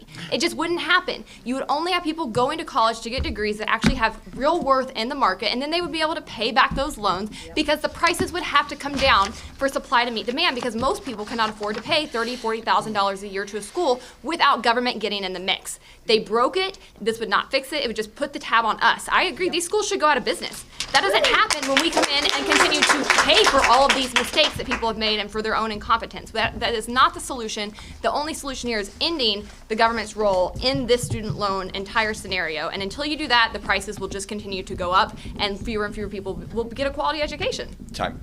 So this is why I support a federal job guarantee. So at any point, you should have like a public job that you could go to, and that can cause markets competing each other in a very interesting way. But the thing for me that's really interesting is that I personally support the subsidization of the arts. Subsidization, big word. Basically what that looks like, if you're going to put it, like, because I'm at the school for music, right? So I think it's a responsibility of the government to make sure that there are things available for musicians to participate as they're getting a degree and doing it over time. And they can do this in a snap.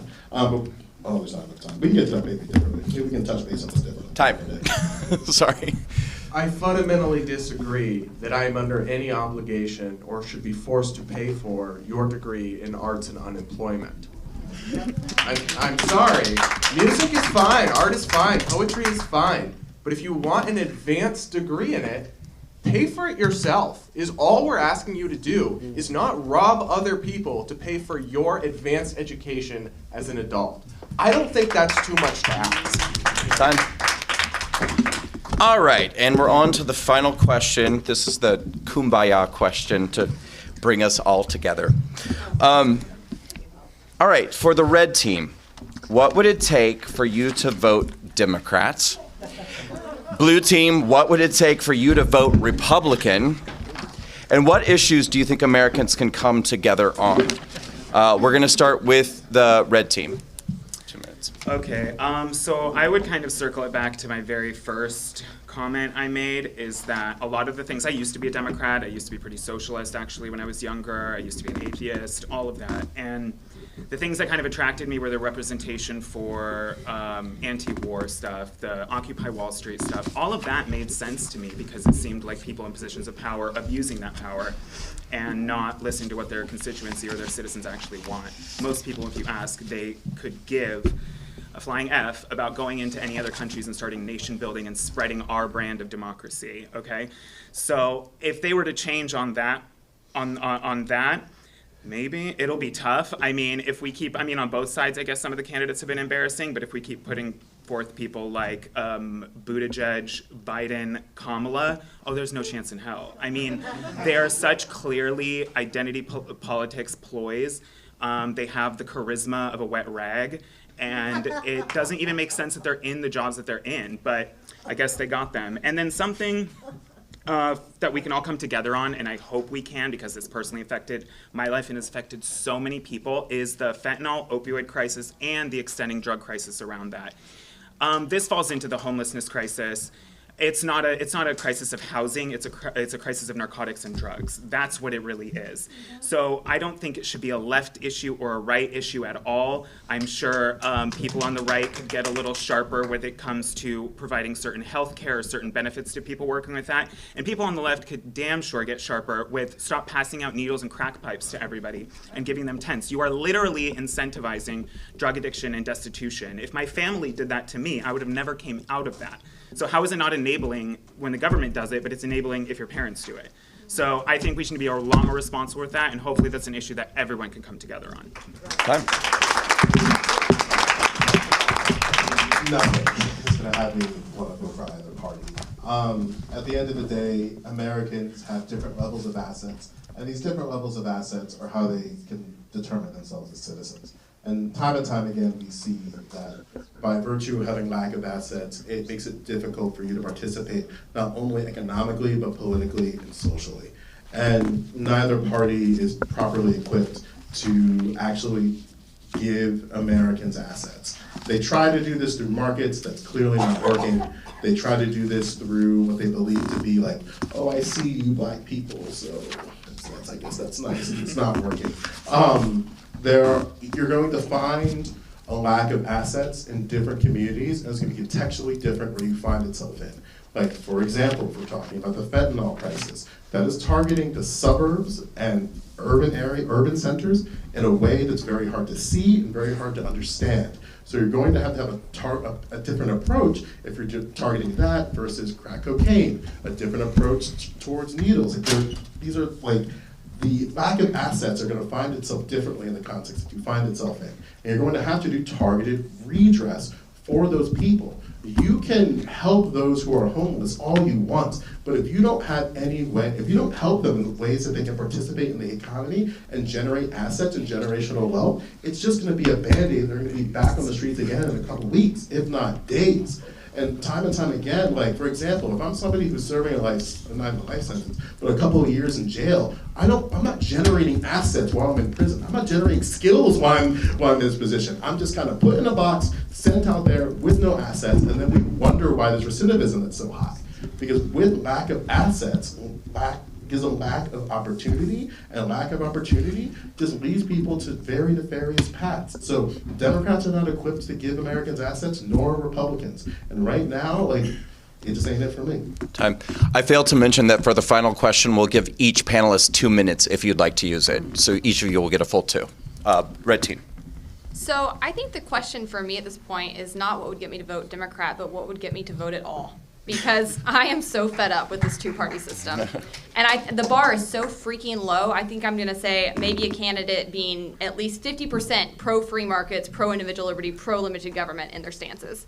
And that is increasingly rare across all levels of government, and it is disgusting. And this is why I think that we have to start focusing on issue-based advocacy. This is why I've gotten all the wins he listed in my bio today. I'm really good at passing bills because I set the crap aside, and I go and I work with people across the aisle, and I build coalitions, and I find commonality. And I'm telling you, when you get outside these bubbles, it's there. Most Americans actually do agree on many of the problems we're facing. They just have different ideas for how to address them, and that's often because people misunderstand what created the problems in the first place. And so that's why you see many Democrats who are actively trying to fix problems created by big government with more big government. Yes. And if instead you can come in and show that government's actually what made healthcare expensive, government is actually what is stripping people of their civil liberties, let's come together and dismantle it, you can actually start to get things done. And that should make you feel empowered, because historical studies show it only takes 3% of a population committed to nonviolent civil disobedience to affect long-term meaningful change. We can get there.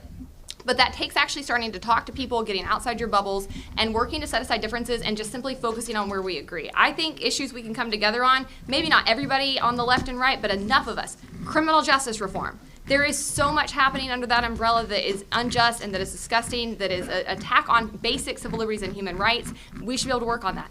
Healthcare. Everybody wants healthcare to be more expensive. There's lots of cool things happening, like getting rid of certificate of need laws that block supply in a market. That should be something we come together on.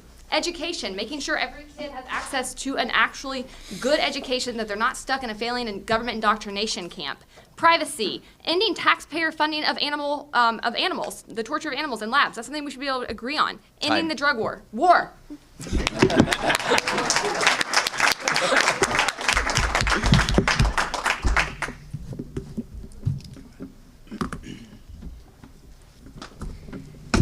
Yep. So for me to vote Republican, I would need that candidate to endorse a lot of Democrat policies, probably. One thing that I've noticed a trend within the right that's been concerning to me is being anti-liberalism in general and anti-enlightenment values. I find that very concerning. I find the partisanness, the way that we've made healthcare a partisan issue, incredibly concerning. As we learn more about the COVID epidemic, we updated the information that we had, right? This is how science works. You update as you go along, right? Even medicine works that way. And then you see how the healthcare system was already under strain prior to COVID, and with COVID, people, the healthcare system was even under even more strain. You saw doctors and nurses retiring left and right early because of the strain they were under, and I had friends who were in nursing who had to go to therapy because of the amount of dead bodies that they started seeing, right? Healthcare should have never been something that was made into a political issue. Another thing is abortion and reproductive rights. That's something that I'm not going to budge on. Endorsement of social safety nets. I don't know why we don't see that as a beneficial and necessary part of capitalism. And consistency in the values that they preach, right? I just find it, we find so many people who preach one thing and then live a different life. So those are the things. I think it's going to be pretty hard to find a Republican who will endorse all the things that I find valuable to me. Red team. Yeah, so I think, similarly, it's pretty unlikely. The closest you could probably come would be a economically neoliberal, but socially moderate governor like maybe Jared Polis in Colorado. Maybe I'd vote for him if the Republican candidate against him was some nut job. But more importantly, it's not going to happen. The math's not mathing for me on most of their agenda and things I'm just not going to get on board with. But that doesn't mean there's not a lot I wouldn't be happy to work with Democrats on. I'm a big believer in marijuana legalization, right? I would gladly partner with Democrats and progressives to get that passed in my state. We already have it, actually. So, but in another state or federally, more importantly, lots of things under criminal justice reform. There's lots of action. It's become unfortunately polarized because of a few bad policies, an uptick in crime, but there's lots of things that really aren't super partisan in criminal justice reform. The police shouldn't be able to confiscate your assets and then you have to go to court to get them back, even if you're not even suspected of a crime. There's lots of things we could work together that aren't actually super polarized and charged on that issue. I also think legal immigration is getting to immigrate here legally, which I think is vastly preferable to illegal immigration, is incredibly difficult when in fact that we should want more smart, successful, talented people to be able to come to this country. And you see the flow chart where it's like a million hoops you have to jump through. We should be streamlining pathways so we can compete with China, so we can grow our economy, bring talented people to our shores. And I also think bringing the troops home. I don't think we need to be policing the world and have military bases in 80 plus different countries. And that's something the left at least used to agree on. So I would be happy to work on all of that with Democrats. Okay, so Chris Rock has this really hilarious bit where he's talking about R. Kelly, who was denying the fact that he made this repulsive sex tape with 2 underage girls. And he says something to the effect of, "You're gonna say that isn't you? Your Grammy is on the night table." And, with Donald Trump, his Grammy is on the night table, okay? We know this. He was lying his ass off. We know that Tucker Carlson and Laura Graham, whatever her name is, Hannity, Rupert Murdoch, they all knew that, that it was in fact a big lie. It's not just the big lie, it's the biggest lie, okay? And what would it take for me to vote Republican? Well, probably a lot of alcohol, but I'd probably be, I'd have to take an ambulance before I got to the voting booth because, I'd have blood alcohol poisoning. But look, what would it take for me to vote Republican? It would take a party that looks at that and is incredibly angry, that is terrified. I would be terrified if fucking Biden did something like that. Any Democratic, like, it doesn't matter who. And like, you know, a lot of these people will probably, you know, if Trump runs, they'll probably support him, and many of you will too. And I would only vote for a Republican candidate if your party was not like this. If it wasn't Trump. No, Time. I mean, like, it doesn't matter if it's Trump or not. Anyone who would do that. Time. Well, that was unifying. Thank you. Glad we did that.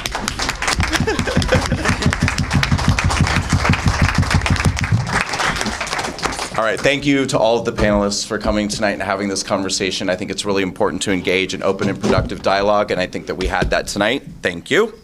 And I want to say thank you to all of you. Thank you on behalf of the WalkAway Foundation for joining us for tonight's WalkAway Culture War Showdown live debate. If you enjoyed tonight's debate and want to see more content like this, please become a monthly recurring supporter of the WalkAway Foundation. Your support will ensure that conversations like this and activism work that encourages free thinking and open discussion and debate can happen all the time across the country. Please go to walkawayfoundation.org and become a generous monthly recurring donor. Thank you, America, and good night.